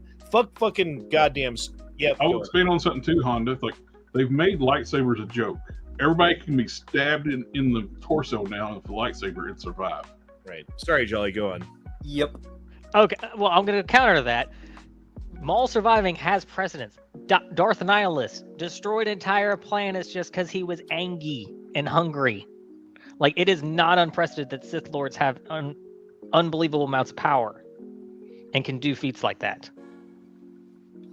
Fair enough. Darth Bane was literally getting eaten alive by his own armor, but his own powers counteracted it and prolonged himself. So it's not unprecedented. All right, so I got that. Now you can all be stabbed in the chest with a lightsaber and be up and walking the next day, though. All right. If you get stabbed with a lightsaber, your blood would boil instantly and evaporate, and it would kill. It will cook you from the inside out. Just being stabbed with one. Probably. Yeah, it's not a good time. But now it's like the Black Knight from Monty Python. It's just a flesh. But you know what? You wouldn't survive, A phaser. or a disruptor, because what happens when you get hit with a disruptor? It tears you apart, Generates your entire fucking body. Yep. down to your DNA. So This is the nerdiest conversation. it really is. This. Oh god. All right. Where was I going? I lost my train of thought. God dang it. Okay. Oh, that's actually where I was going. Lightsabers are jokes now. That's it. Action. Star Wars has far better action in every incarnation. Be it space battles, be it hand-to-hand fights, be it anything of that nature. The That's coolest true. thing is like Worf fighting, throwing people because he's Klingon, which is cool, but also it's a little A-team versus Hayden Christensen and Obi-Wan Kenobi doing backflips over The lava. Q would just go. No, he's got a point. He's got a point. Yeah. He does have a point. So, someone else help me. God, I'm struggling out here. Okay, so I will make another point. The relationship scenes in Star Trek, generally speaking, are trash. They're like, oh, I like you. I too like you, alien creature. How do we proceed from here? It's like this weird ass fucking awkward love scene for nerds who can't figure out how to fucking get a chick, you know? And so they like live tacitly through like Data trying to figure out how to fuck a girl, you know, kind of thing. Versus Star Wars, like you got Leia hooking up with her brother, you got fucking Han fucking bitches on the side, you know, like there's shit going on and it feels more real. Yeah, and it's got the Millennium Falcon. Millennium Falcon is way more cooler. DS9 also had the I'm episode talking. rejoined. I'm talking. Oh my gosh, I'm talking. I'm talking. Millennium Falcon is way more cooler than the Enterprise is ever going to You be. shut your fucking mouth. The Millennium Falcon's a joke. No, it's not. It's not a joke. Actually, everybody loves it. I just read a poll. You're wrong. There you go. See, they said you're wrong. They said you don't know Duke, what you're talking about. are you doing a bit where you're arguing The like a Defiant was political actually candidate? No, absolutely destroy the Falcon. no. Hell. Who's to be right? fair- No, I'm sorry. A runabouts would destroy the Falcon. Hey, Duke, more- I just turned you up so everyone can hear you better. Yeah, I'm just telling you. The Millennium Falcon is way more cooler than any of that stuff. That's all trash. All that stuff is trash. No one cares. Okay? Chekhov wasn't even American. So that's another point. Dude, I will say this. If it was the Millennium Falcon versus the Starship USS Enterprise, Which one? it doesn't matter. Does it? No. Here's the thing. The Enterprise versus the Millennium Falcon really isn't a great comparison It's because not. that's a personal ship Shut up, Jolly. versus like a battle cruiser. Stop being Like, a nerd. like Okay, the more how about- apt description how would be about like a venerator how about a versus the runabout? Enterprise. I'm not going to send you your allowance this week. How about a runabout versus the Millennium Falcon? How about a Which Star one- I got a better comparison to runabout. The Delta Flyer from Voyager. Yes. The Delta Flyer from Voyager is still a better ship. I mean, I think the only thing that's better about the Delta Flyer is that it has a fucking replicator and a fucking transporter. It's got the oh. Borg technology too. I'll say one thing. Correct me if I'm wrong. I could be wrong on this, but how the faster than light travel works in both franchises, I think Star Wars is slightly better and gives better opportunities for interesting things to happen. The fact that like hyperspace is almost like you have to plow out the lines a little bit differently, and you can do interesting things for like naval Well, warfare It's just transwarp. versus warp speed, which is just fast. Yeah, I don't really No, quite no, understand no, how no. it's supposed to work in Star Wars. Because there was like that one scene from the gayest Star Wars movie ever, like the most recent one, where they brought back the fucking Emperor for some reason. And You gotta every like, understand, and all of the Jolly. fucking rebels from all around the fucking galaxy decided that they were going to fight, and they got coordinates to somehow get to this fucking one place where the Emperor still was alive, and they all show. And there was like thousands of ships from all over the galaxy that show up at this lake. How does that fucking work, bro? And they all get there at the same time. You can be from all over the galaxy and just show up, like, because you just decided to go now. And so when everyone decided to go, you all show up. Like, that shit doesn't make fucking sense. Well, it's almost the way they kind of describe Star Wars faster than light. It's almost like Star Trek's transwarp. They use conduits, and Star Wars does the same thing. Well, no, Star Wars, the hyperdrives are powered by hypermatter that brings you into a technical subplane of the galaxy to get you to point A to B. Whereas warp uses antimatter and matter, which exist, and you get there no problem. It is true that a lot of the stuff in Star Trek is more based upon science versus It's Star science fiction Wars versus science is fantasy. science Yeah. fiction. Yeah, Star Wars really is just kind of high fantasy with the sci-fi skin. Although a lot of the time they make up words like a motherfucker in Star Trek, and it's funny. Oh, absolutely. Well, with the only thing that doesn't self-stealing stem bolts and well, the only thing that doesn't truly make sense in Star Trek is the transporters, because they're basically murder machines. You die every time you use it. Yeah, I was about to say, wouldn't the machine. science technically work that like you were actually being killed and just basically regenerated every time? Riker kind of proved they actually are killing you and rebuilding you afterwards. Because they made 2 Rikers. They copied them. Okay. Have you ever thought about this? Like, we're in the Dominion War, and we're running low on troops. I know.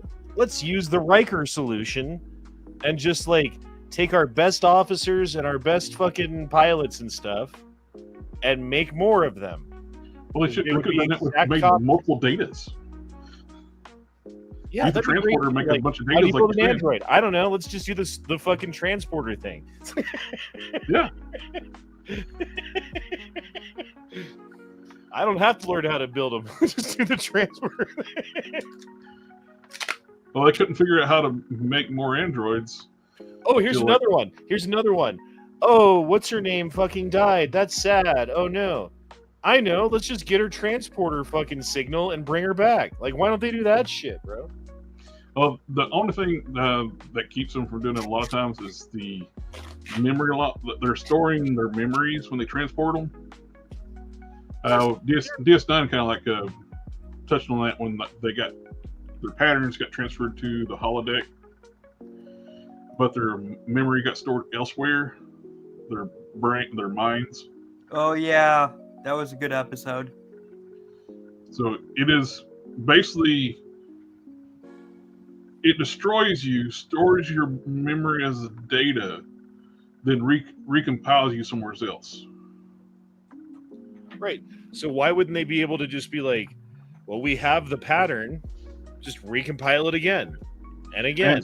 And Scotty Scotty has proved they can actually forever prolong the memory the memories of the characters in the pattern buffer. Yeah. He survived for what, 80 years in the 80 years in a constant transport. No food, no water, nothing. Look, I guess you can survive. I think we can all agree that both franchises have their issues when it comes to the sci-fi elements, as far as like what is and isn't realistic, and where there's plot holes where it's like, okay, why don't they just do this? But both franchises have that. And the transporters problem came about, the whole thing was because of budget. They couldn't afford it. They were originally going to do shuttlecraft all the time. Okay, that was too expensive, so they came up with this, let's use a transporter in quotes. So if it was, for some reason, the universes collided, and all of a sudden you have Star Wars type dudes in conflict with Star Trek type dudes, right? Mm-hmm. So you've got, I don't know, a Death Star, or let's go down from that. Let's do a Star Destroyer. A Star Destroyer versus some sort of, not the flagship, right? But we'll say like a, I don't know, like an older fucking Enterprise or something. Let's say an Excelsior refit class. There you go. Are you asking who wins? Yeah, if they had to fight each other, who wins? Star Trek always wins, and you know why?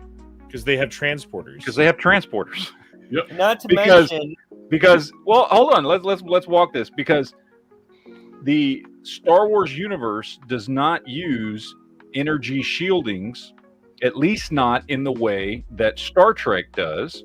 And because they use a different type of shield, a deflector shield, which uses a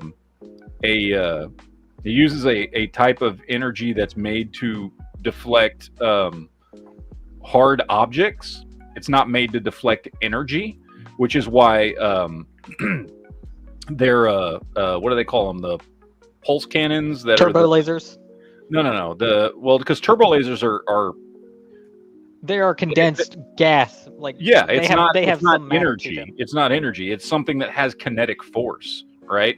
All of Star Wars shielding is made to deflect kinetic things that have like fucking kinetic energy in them. Whereas in Star Trek, fucking transporters bypass that. They can't be stopped by transporters can go through deflector shields. Okay, they can't go through energy shields, but they can go through deflector shields. So- and the Star Wars universe doesn't use energy shields. They don't have that technology, which means all you have to do is fucking just you could go fucking beam a goddamn quantum torpedo into the middle of the fucking Death Star and blow it the fuck up without ever having to get anywhere near the fucking thing.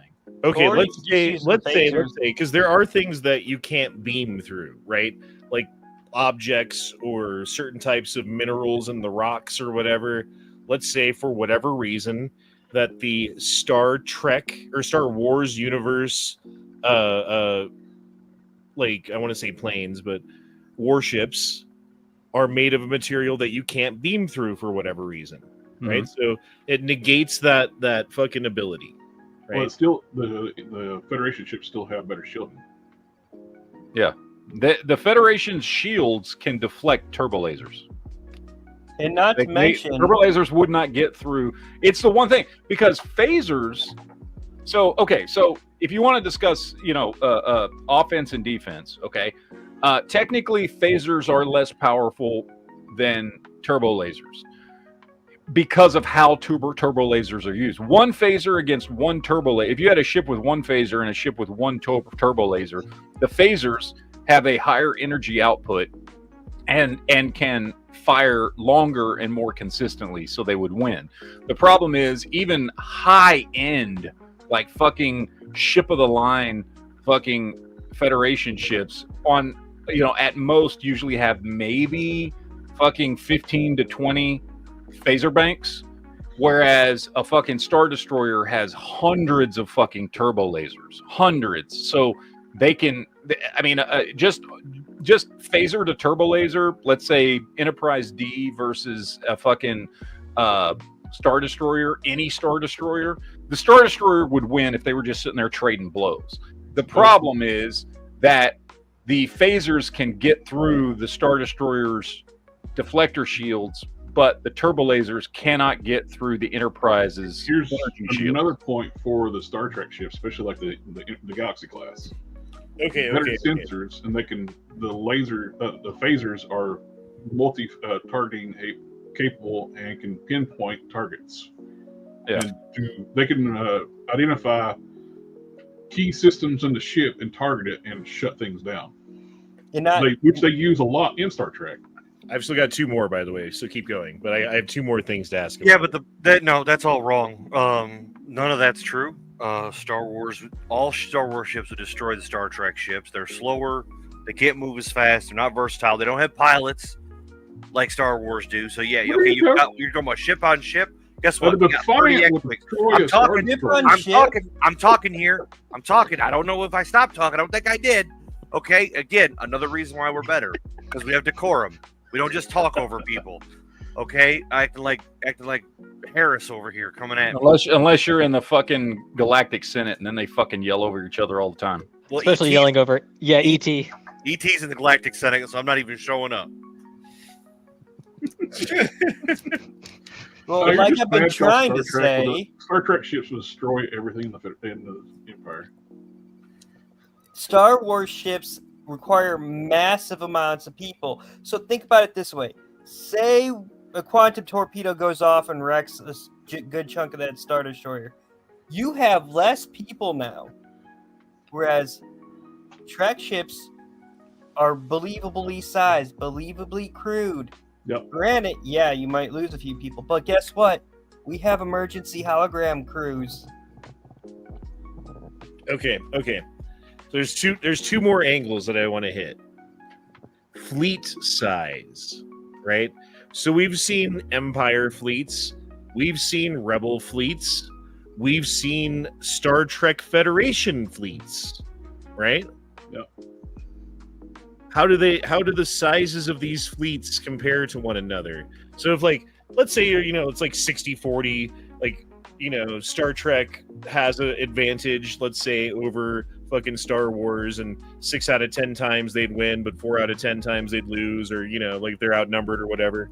But then you consider like, oh, well, maybe the size of the fleet of Star Trek is way outnumbered by the Star Wars fleet. So they would actually get pummeled. So how do the fleets compare? Now, if it's just Starfleet versus the Empire, Starfleet's way outnumbered. They would have to do an alliance, basically like in DS9, against the Dominion, and have the major powers a massive joint fleet. Yeah, because the Empire at their strength, I think, had over 2,000 Star Destroyers. Even though the Starfleet ships way outclass majority of the Empire ships with technology-wise, well, but how many sheer numbers and firepower is going to overpower them. So during the Dominion Wars, there was talk of fleet movements of the. It was basically a joint fleet between the. God damn it! It was the Federation and whatever. It was another group of people. Anyway, the number of ships that they were talking about were in the roughly 1,000, 1,100. Oh, we're down to 600 because a bunch of them got destroyed type fucking sized fleets. Does that compare to the Empire fleets? I guess.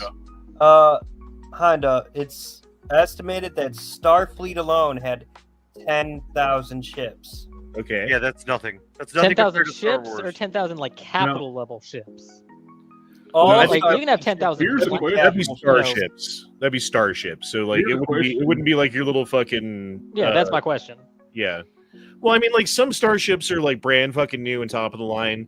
Some are like, man, we've been keeping that one going for 80 years. It's, so it's built on the Miranda holotape, class. you know. Here's a question here: Empire versus a full-powered pre-war Dominion. I don't know. I never really got an answer. Like, which one has bigger fucking fleets? Is it Star actually Wars. fucking It's actually Star Star Wars. Okay. Actually Star Wars. I think it's Star Wars because you're bringing the argument. If it's like Starfleet versus Empire, Empire wins.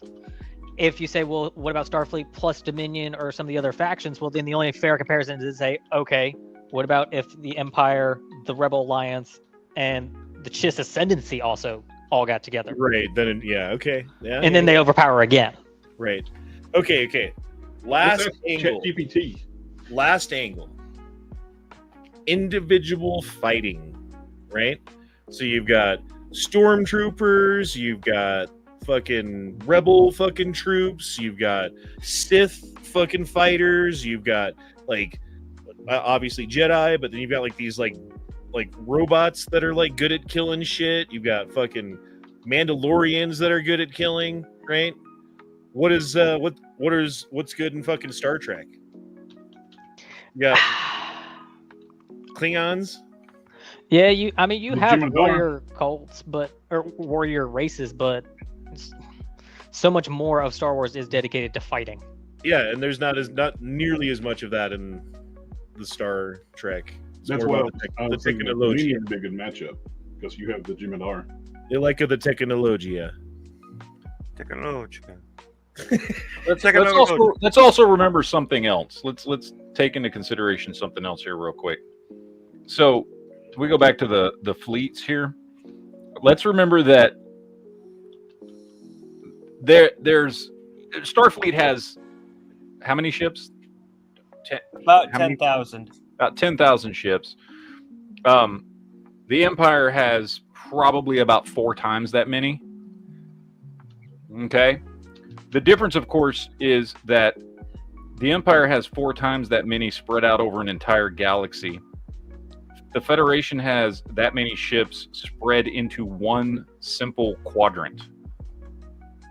So what are the chances that the Empire is going to be able to gather all of their ships to fight just to outnumber the Federation? The Federation can pull together their ships much easier into one area than the fucking than the Empire can. I mean, I gotta disagree with ask you here on because that's not ChatGPT true. chips. Because if they can like the way that the jump to light speed or whatever it is that they use in fucking Star Wars, you can get anywhere in the galaxy pretty fucking quick. One thing too, Star Trek has over like the Empire ships. Star Trek's fleet ships are a lot more maneuverable than the Star Destroyers. What? Star Destroyers? Yeah, they are. No, Star Destroyers are pretty big and lumbering, but also there's other type, like some of the Mon Calamari cruisers are way more nimble. One thing. Look, I have just one thing to point out, and this is gonna fucking. I'm sorry, Star Wars fans. Specifically, the ideology behind the military aspect of the Empire was large, brute, shock and awe force that was not efficient. The Emperor preferred to make a show of things, even if it created inefficiency in the military, because fear to him was better to keep people in line than the actual ability to act on anything militarily. Starfleet is the exact opposite. They are not worried about fear. They are worried about efficiency in all aspects, including in war and battle. Star Destroyers are not all that. They are not. They are a big, lumbering thing that is supposed to be able to show up in a system and put fear into people. But as has been proven many times throughout Star Wars, they aren't particularly effective, especially when you compare them to Federation ships, which can fire a fucking phaser or a torpedo from fucking 100,000 kilometers away, well out of a fucking Star Destroyer's range to do any damage whatsoever. Man, that sounds just like a rebel scum. And not to mention, like rebel propaganda. I don't even know who's talking right now. That's horrible. Well, here's something too. They knew the Empire was coming. They could just set up like a self-replicating mines like they did in DS9 and still like cloaked mines, and the Empire would never even see. Let's talk about cloaks for a minute, because it's not like the Federation doesn't know how to make a cloaking device. They just don't do it because of the treaty. Yep. The Federation can actively and very quickly and efficiently create cloaking devices if they wanted to, which, despite all the other shit we've sat here and talked about, would give them a 100% chance of taking on the Empire and winning if they had cloaking devices. Well, not to mention too, the Federation were working on phased cloaks. Yeah. Is that with one episode where we can actually? So if we're talking about what they could do inside of the universe, no, they actually have done it. Okay, but I'm talking about like they haven't done it yet in mass scale. So so Luke Skywalker could then unite with Darth Vader, and they could crush Picard. Yeah, they could crush. If you can use that kind of what if thing, we can just go, "Hey Q, just wipe out the entire Empire," and he snaps a finger and they're gone. Okay, yeah. I thought of two different angles. Hand tools. Who's got better hand tools? Right? Star Trek. Star Trek. Lasers are one more blasters. You got lightsabers. You got weird little trinket things that do things and stuff. And in Star Trek, they have medical facilities that can regrow hands. You have to admit, we got you beat on hand trinkets. That the Han Solo's blaster and a lightsaber is way better. No, it's not. No. Phasers are far more destructive and efficient, and have compared, for all intents and purposes, compared to a blaster, which, despite what the movies show, does have to be reloaded. Okay, it fires actual projectiles, not just fucking lasers. A phaser just converts and emits an energy, which just fucking needs to be recharged once in a while. And it can keep firing for weeks at a time. I agree with you, but Matt, here's my question to you. Yes. Do you have any toy phasers? No, I do. Yes. Do you have any toy blasters? I do. I have the deal. Oh, I do. I don't have a blaster. it's funny because Wait. I did that like a lawyer. I knew the answer to that before I asked it. Okay. Let me get this out there. When it comes to Trek, we have phasers, which are not just a weapon, but can be used as a cutting tool. Even be used as a hand grenade if you need to. Then you got the tricorder. Tricorders are great for everything from scanning minerals to going, oh, Honda, your spleen's ruptured. Not to mention all the cool medical gadgets, the engineering gadgets. You can actually replace limbs in Star Trek. And not to mention they have limbs. better cybernetic prosthetics, i.e. Geordi's eyes. Nog lost his leg, and they gave him a new one. Yeah. Well, okay. I'm gonna call. No, hold on. No, hold up. I'm gonna call the medical advancements for the Star Wars side, to be honest, because yes, they're bionic replacements for shit are maybe a little less advanced than Star Trek's, but they have fucking Bacta. Okay. Yeah, well, look. Yeah. They we have really have a Bacta cure-all. tanks, which can fucking bring somebody back from the brink of fucking death and completely heal their body without the need of fucking replacing fucking limbs and organs and shit. You got to remember something. Trek is able to repair someone's spine who is disabled. Yep. True, but they had to Can't do that with fucking Bacta. replace it with a fucking. They had to just put it. They basically just did a transplant. But Like, Bacta if he can't had sat in restore Bacta, their he wouldn't world. have needed a transplant. He would have just remember- fucking soaked in a Bacta tank. Remember, in the voyage home, McCoy gave an old lady pills, and she regrew her kidneys. That's Mhm. true. That's true. Bacta can't do that. I forgot about that. You were right about that. Bacta can only heal physical wounds on the outside of your body, Yeah, not emotional wounds. not Yeah, no. internal wounds. That are created by not liking Star Wars better than If- Star Trek. If you will go back to TOS, Can I get a new teammate? This one's not being helpful. if you want to go back to TOS, remember Spock got his brain stolen, and McCoy was able to put back in. Yeah. And not to mention, the Starfleet's primary mission is not military operations. They are the protectors of the Federations, but they're also law enforcement, diplomats, scientists. First, Is that supposed to help warfighters them, second. or because we were going to make fun of them? It's to say that they have all this power and military might, and that's not even what they're trying to do. Mm-hmm. Okay, Yeah. which one has better like religious lore? Right? Like obviously we know all about Star Trek. Star Wars.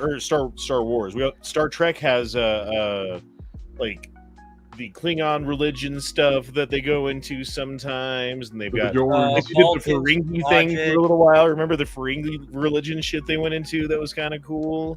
Or certainly the Bajorans.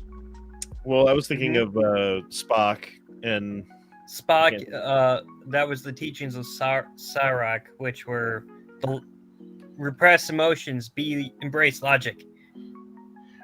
And to trash modern Star Trek, they had an episode in like this newest season where the crew got turned into, like, their DNA got rewritten and they got turned into Vulcans, and they automatically, their hairstyles changed and they got 20 years and they were all emotionless. Shows they don't actually, the current writers of Star Trek don't know Star Trek. Vulcans have powerful emotions, overwhelming emotions. They're not emotionless. They've trained to not be emotional. It's a culture, not a Yes, physiology thing.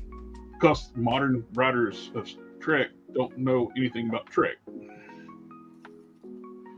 which is probably true about the modern writers of Star Wars. which is another good one. Which one has better continuity? Which is important to people who really like the shows, right? Star Trek or Star Wars? Certainly Star Trek, I would argue, had better continuity up until recently, when they decided to just shit on everything with whatever that one was with that black bitch. I forget the fucking name of it. Discovery. Yeah, dude, that was the worst Star Trek Or, ever. as And they everybody called it, destroyed STP. everything that I cared about and just like laughed.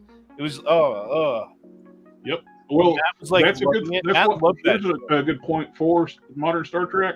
Matt, do you still love They are Star Trek retconning Discovery? Star Trek Discovery out of continuity. Matt loves Star Trek Discovery. What? It's your favorite show. What are you talking about? Star Trek Discovery. You liked it. I like the first 2 seasons. Yeah, you liked it The ever. worst 2 seasons. Means that you're so gay that I can't be friends with you anymore. I'm sorry. We're done. No, the second season was genuinely good, primarily because they introduced Pike and the crew of the fucking Enterprise, which was good. And the first season I liked as a sci-fi show, but as I said many times, it is not Star Trek. It was just a good sci-fi show. They set. And I was very clear about that. in Star Trek 3, Discovery. 4, and 5 are all steaming piles of shit in every way, shape, and form. The Star Trek Discovery also gave. Wait, the wait, Vulcans where you don't powers. hold on. Where are you at with the movies then, Matt? Where do you rank the movies? Which movies? The Star Trek movies. Which ones? There's J.J. Abrams trilogy. and I don't there's want to the- talk about J.J. Abrams because I hate all that. Then there's the So TNG tell- movie. I was just talking. So Matt, tell me where So, you sit with Star all Trek of the the Motion- original Star Trek. All right, I'm going to go through all of them. Star Trek the Motion Picture, as we already discussed, I think has got good characters and good stories. It has problems because of the editing and them moving it from being what was supposed to be 2 episodes of television and turning that into a movie. So it's got some editing issues. It's got some. I will validate people's critiques of that movie, but I think the storyline and the characters are still good. Star Trek II: Wrath of Khan is one of the greatest fucking sci-fi movies of all time. It's up there with Empire Strikes Back. It is fucking phenomenal. Star Trek III: The Search for Spock is a really, really good movie. Not one of the best Star Trek movies, but still really good. Star Trek Voyage Home is fucking fantastic and fun and like a nice twist on the time travel thing and just putting those characters in a modern day setting. And it's just a wonderfully fun, enjoyable movie. Star Trek V, The Final Frontier, is a steaming pile of shit. There's no getting around that. It's a bad movie in every way, shape, or form.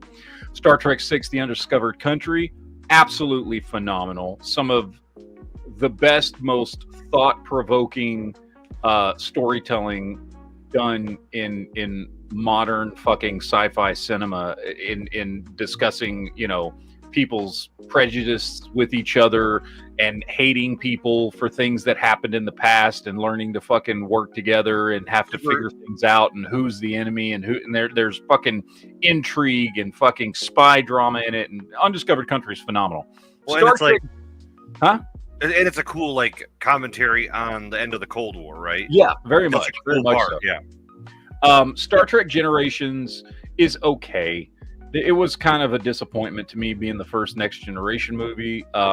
My issue with it is primarily that because they wanted it to be a crossover movie, so they had to throw Kirk in there, and there's just a lot to it that's just not great. I still enjoy it. Like, it's okay. I don't hate the movie. It's not as bad as The Final Frontier, which was just awful. I feel that all the personalities with TNG characters changed when we went to the movies. They did to an extent. Star Trek First Contact, I put right up there with Wrath of Khan. It's fucking phenomenal. It is a fantastic movie. I consider Wrath of Khan and Star Trek First Contact, I put those two in the same category of sci-fi and, in this case, Star Trek entertainment, just like I put Empire Strikes Back and Rogue One in that same category of sci-fi, right?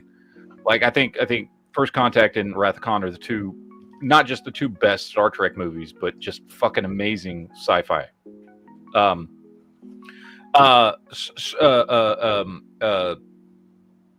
Fuck, why am I blanking on the name? Insurrection. I hated that. Insurrection is just not a good movie in any way, shape, or form. It is the next generation version of Final Frontier. It was a fail on many, many levels. It would have made for a good episode of Next Generation. It felt like an episode. It felt like a one-off episode. It did not feel worthy to be a movie. And had it been an hour-long episode, I'm sure it would have been good. They turned it into a movie, and it did not meet the criteria of what you want in a Star Trek motion picture. Star Trek Nemesis, I will defend. I like that movie. I am not saying it is one of the best Star Trek movies or anything, but I like it. I enjoy it. A lot of people did not like that movie because, like, they killed off Data and shit. I defend that movie. I think having the Romulans clone Picard and have him be this villainous character was fucking great. I liked the threat that was there with the Remans.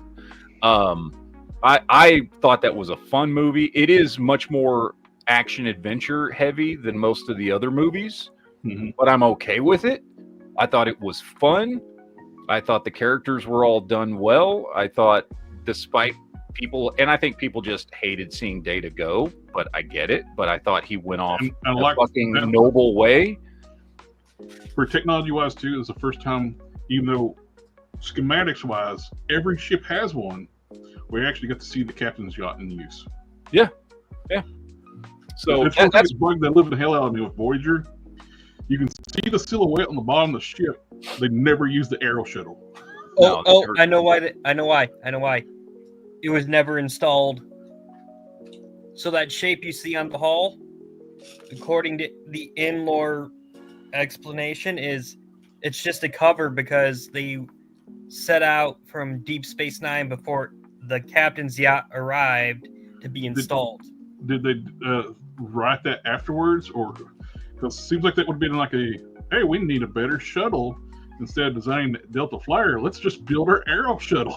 It was in one of the books, I believe, or one of the showrunners mentioned it. It's also too it's in the schematics too. The Intrepid class is supposed to have 2 warp cores, but they'd always lose their warp core and have to go find it or something. Okay, which one has pissed off their fan base more? Star Trek or Star Wars by far. Yeah, that's true. Star Wars has. I'm not saying Star Trek hasn't, but Star Wars not even close. It's not even a close comparison. Way more. Well, I'm at the point where I'm hopeful with Star Trek going in the future because the rumored President Archer series with Skydance merger. Yes. Maybe get really the secret hideout shit out of the way, fire all those people. Yeah. Yeah. If that's true, which I mean, not that it's not true. It is true. That's something they're trying to put together. But if it actually happens, I'm very much looking forward to that. To Scott Bakula coming back and playing an older Archer. Yeah. Well, yeah, Skydance basically says, "Hey, one of our priorities in this merger is Trek and making it good again." But there also Skydance was tied to the Kelvin timeline too. Mm-hmm. They were part of 2 and 3. I think you should make Star Wars great again hats and sell them for your channel. Now I got this point to say. Trek is about hope and becoming better as a society. Now we see the opposite of that when we get the Mirror Universe ones, where it shows that what happens if we just give in to the violence in every human heart. What's wars about? Oh, one guy and his family fuck up the galaxy for generations. No, that's disrespectful. No, I disagree. I disagree. Hope is a huge fucking theme in Star Wars. Hope, friendship, brotherhood, and then you get into the whole Clone Wars thing, which is about questioning war and the means of it, because it's a whole take on the GWAT. Because even though you look at even the prequels, they're definitely making a whole stride, the whole thing with when George Bush was giving a speech and they were clapping, somebody said, "Yeah, look, this is how democracy dies," and they're exactly right.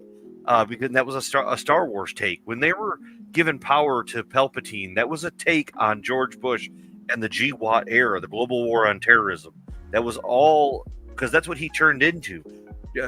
The Star Wars was, and he's even gone into it. It was anti-Vietnam. It was the rebels are the Viet Cong. He says that specifically in an interview just recently with James Cameron, where he's talking about how the Rebel Alliance was the Viet Cong and the Emperor was the United States government.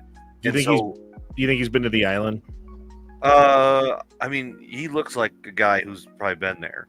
Because I don't know, he's got $1 billion. So all those guys are nasty. But I'm saying that there's a underlying message in there of be concerned about your government, and the rebels are probably right. So I don't know. That's where I take that as. Well, that's one of the really cool things. I like how Star Trek handled exploring to the dark side of humanity. That they had humanity move past for a majority, except for the exception of asshole admirals.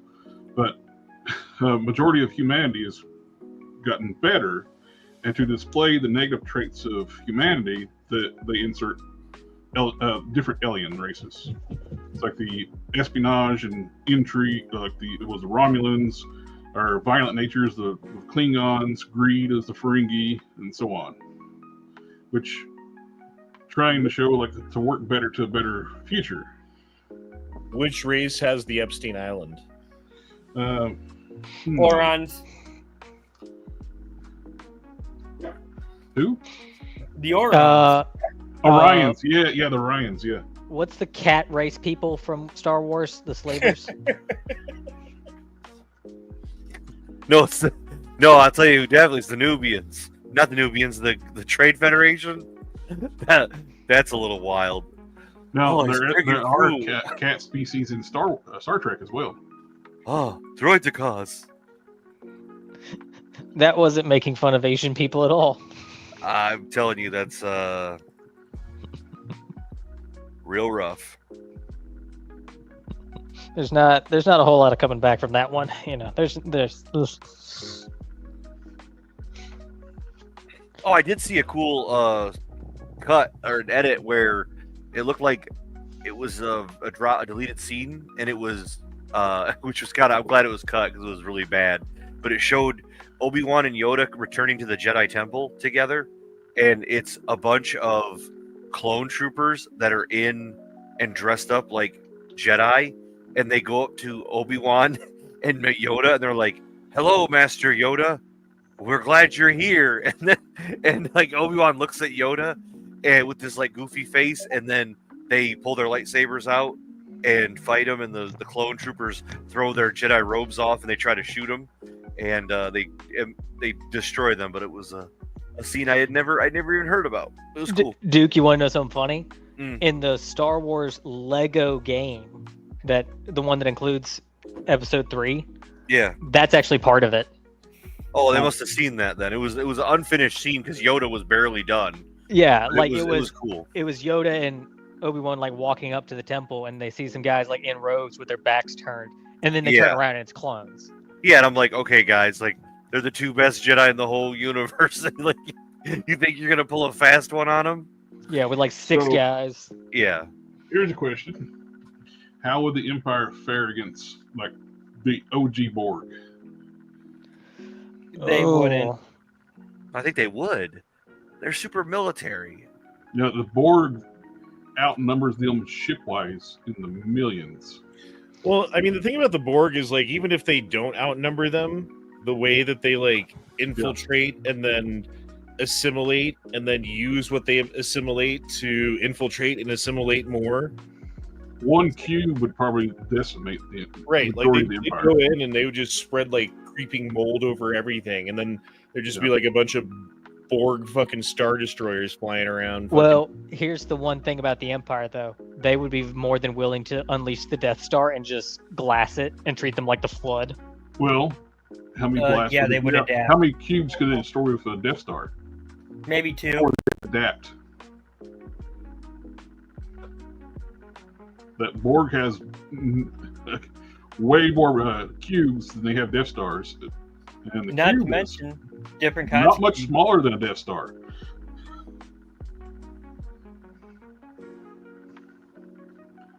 It's a Borg would decimate the fucking Empire. Yes. I'm pretty sure. And not to mention species 8472. I mean, the only reason that they didn't decimate the fucking Federation was because of some brilliant maneuvering by one William T. Riker. Goddamn right.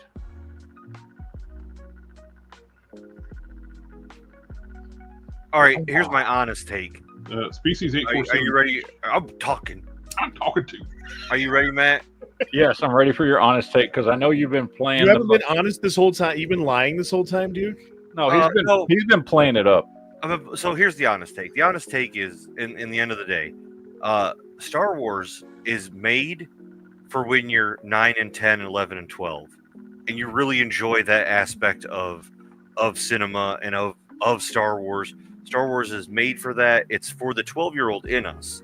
So like the 12-year-old Duke loves Star Wars. I will always eat it up. It's so much fun. You return to the movies, to the books, to the video games, because it speaks to that child in you, that young adult that's trying to find your way, that's growing up because you find yourself in like Luke Skywalker's shoes or an Anakin or an Obi-Wan, however you go throughout your life. That's what speaks to your heart at that time of your life. But when you get older and you get more mature and you deal with the complexities of life, the letdowns, the relationships, the brute force of life and how dark it is at times, that's when Star Trek comes in. And it's what you need at that point in your life to rationalize the darkness or the things you struggle with, or the monotony of life, or the letdowns or the deaths. When Spock dies, that's an allegory or a transparency for when you lose your parents. Spock was a parent character to guide the humans through their life course, and so the death of Spock and the resurrection is like a good picture of what it's going to be like for you when you lose someone close to you, and then what they've done and changed for you. So like there's a whole minus the resurrection part, but yeah. Well, I meant like in a deeper mode, but like of what that memory brings to you. So he does. So like, yes, you're not going to get your loved ones back on Earth, but it's what memory do you keep with you to go on. And I think that there's a lot to be said for Star Trek and like what it does at an adult level, because I enjoy Star Trek now. If I'm going to watch, I don't really like Star Wars stuff anymore. A lot has to do with some of the problematic stuff, but now I just enjoy more like character stuff and the subtleties.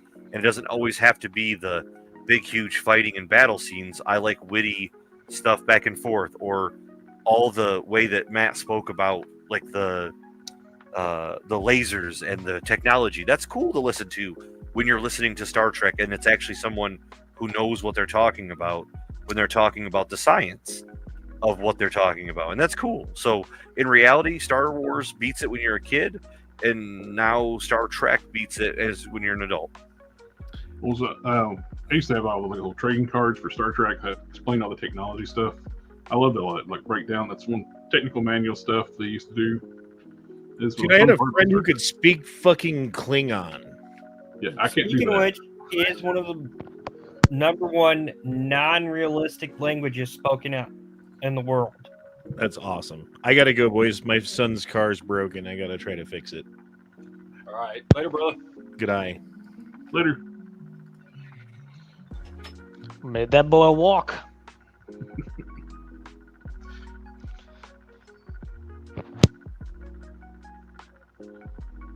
On Star Trek Deep Space Nine, did the Jem'Hadar remind anybody else of Doomsday from DC Comics? Holy crap! Now that you made that point, yeah, they kind of do. They, to me, when I watched the show originally, I was like, I thought they always looked like Doomsday. Well, not to mention, I'm pretty sure the Jem'Hadar could give the Empire a run for their money. Oh, a full powered Dominion before everything happened. No interference from the wormhole aliens. The Alpha Quadrant would have been wiped out by the Dominion. Mm-hmm. What is So- their motto? Victory is life. Yep. The Dominion would actually curve stomp the Empire. They could pump out more Jemadar faster, and then they could kill them. Not to mention the Jemadar ships are. They would kamikaze into Death Stars if they had to. Mm-hmm. They showed they would. And they did that with to the Galaxy class when they first introduced Yeah, the USS Odyssey. them. Yeah. Poor Star Drive. And one thing that we could say about Trek that we can't say about Wars is the station and or ship is also part of the cast.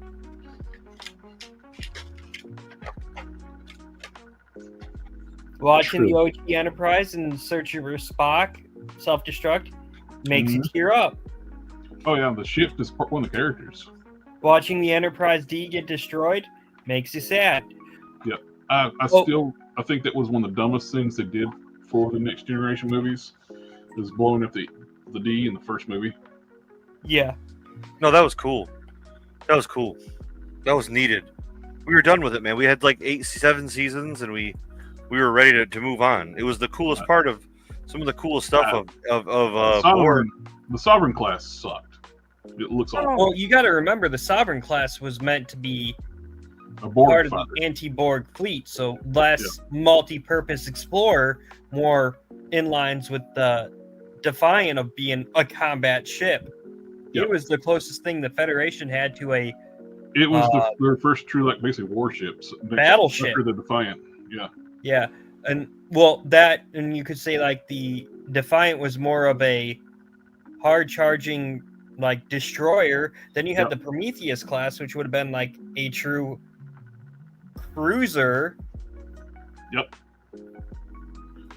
And not to mention,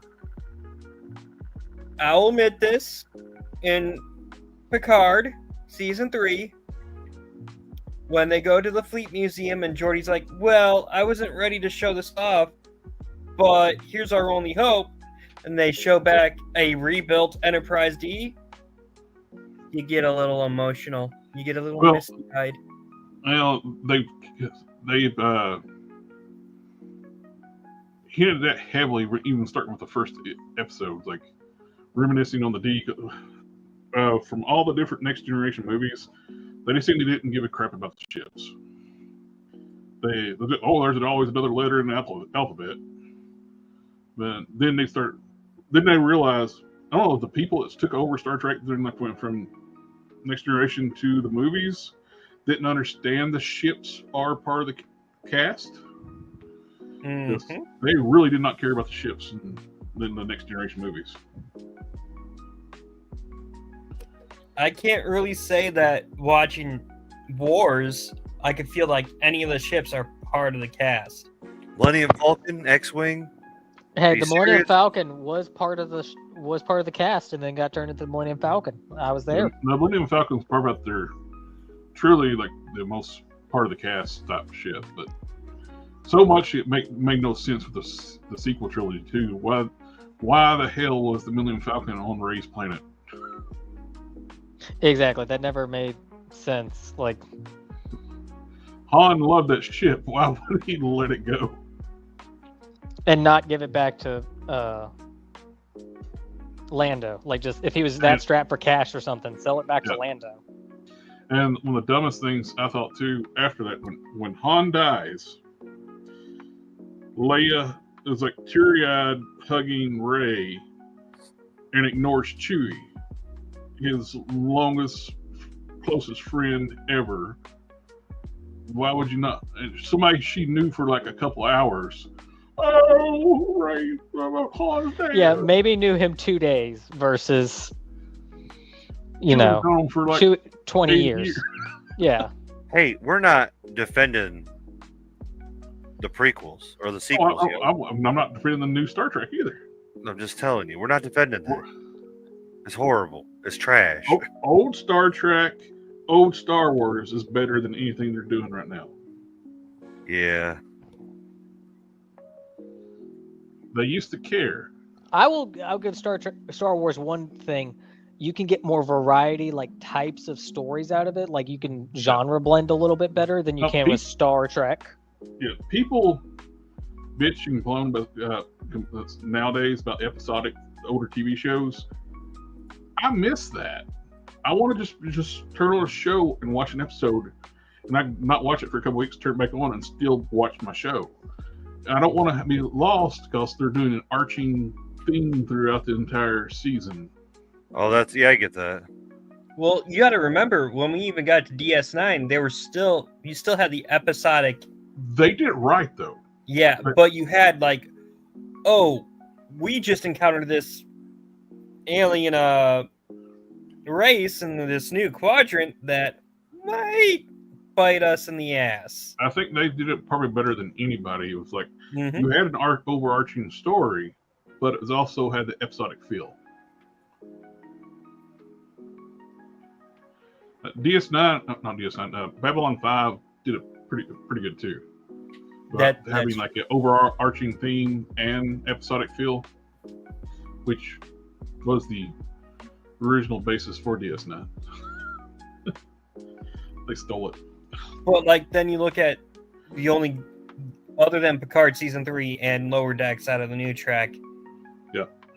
Lower Decks. The only reason season 3 was as good as it was, Kirkman wasn't involved. Yep. They brought in all the OG graphic designers. Yeah. All the OG writers. Well, no, let's be real honest. The person who made Picard season 3 good was Terry Matalas. Yes, because he's a fan.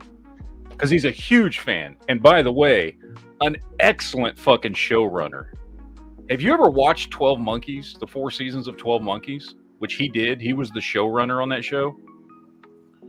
It's some of the best fucking sci-fi you will ever fucking see. It is arguably, in my opinion, the best time travel storytelling I've ever watched. It's better than fucking, like, name any other fucking time travel fucking shit, movie, TV show, whatever. The 12 Monkeys fucking TV show that ran for 4 seasons is the best piece of time travel science fiction I've ever seen, and it was all Terry Matalas. He was the showrunner and creator of that fucking show. Highly recommend watching it if you ever get a chance. Oh, that's something Star Trek. Is like there's something Star Trek can do that Star Wars can't do.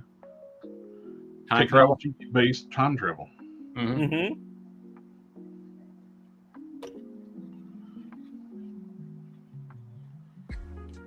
Yep.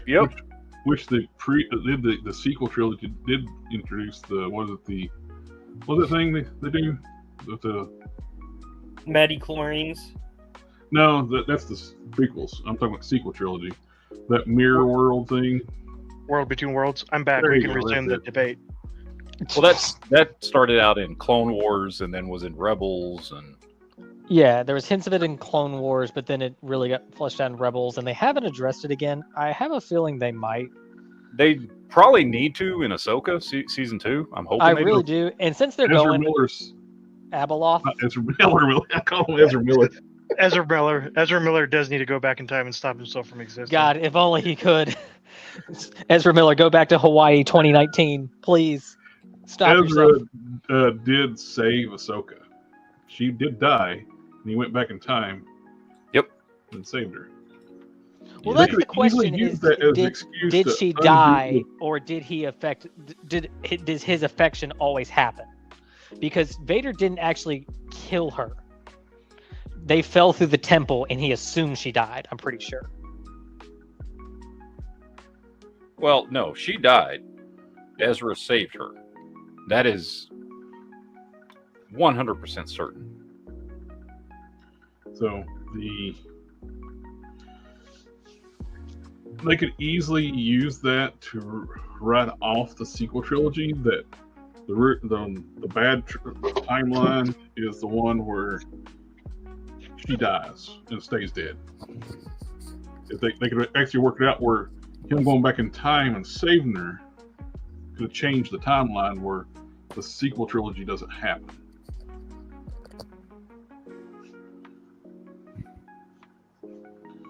True, because technically we haven't seen much interact with the intra-war period. Hey, you could totally do that because even in Boba Fett, not that we're exclaiming Boba Fett's good, but one thing Boba Fett did do well was a couple episodes that had to do with the Mandalorian, and we clearly see Ahsoka is helping Luke with the Jedi Academy, which maybe if Ahsoka had died and she wasn't around to do that, that's why Luke fucked up the Jedi Academy and all the shit that happened to create Kylo Ren and all this shit. But with Ahsoka there, he does a better job. Yeah, even if Kylo still falls, she's there to pick Luke back up. Kylo and never not falls. let him spiral. There's your redeeming arc created by a couple of guys on a chat who've now created a fix, but they'll never take it. They'll never listen to people like you who just created a better storyline than they'll ever create. That's my point. My point is you have to discard that. There's a redemption factor. You could redeem Star Wars tenfold by just doing what you just talked about. Well, That's all you got to do. Before the introduction of Grogu being his first student, it was always his Kylo was supposed to be his first student. Even though Grogu was only a student for a short while, he was still a student. Yep, and Ahsoka was with him, which she wouldn't have been had Ezra not saved him, gone back in time and saved her. Yep. And you, with that one change, you can say that changed the entire timeline. Yep. The true savior of Star Wars could be a Cara Dune series. Yes. I heard Cara Dune's going to be replacing Pedro Pascal in all Disney products going forward. I saw how hilarious, like, the animated skit of Fantastic Four, like, Reed gets nervous and he reaches his arms out and he starts rubbing Galactus's nipples. It's like, when it's stressful time, it's involuntary. Galactus is like, would you stop? This is getting weird. This is why I'm devouring your planet.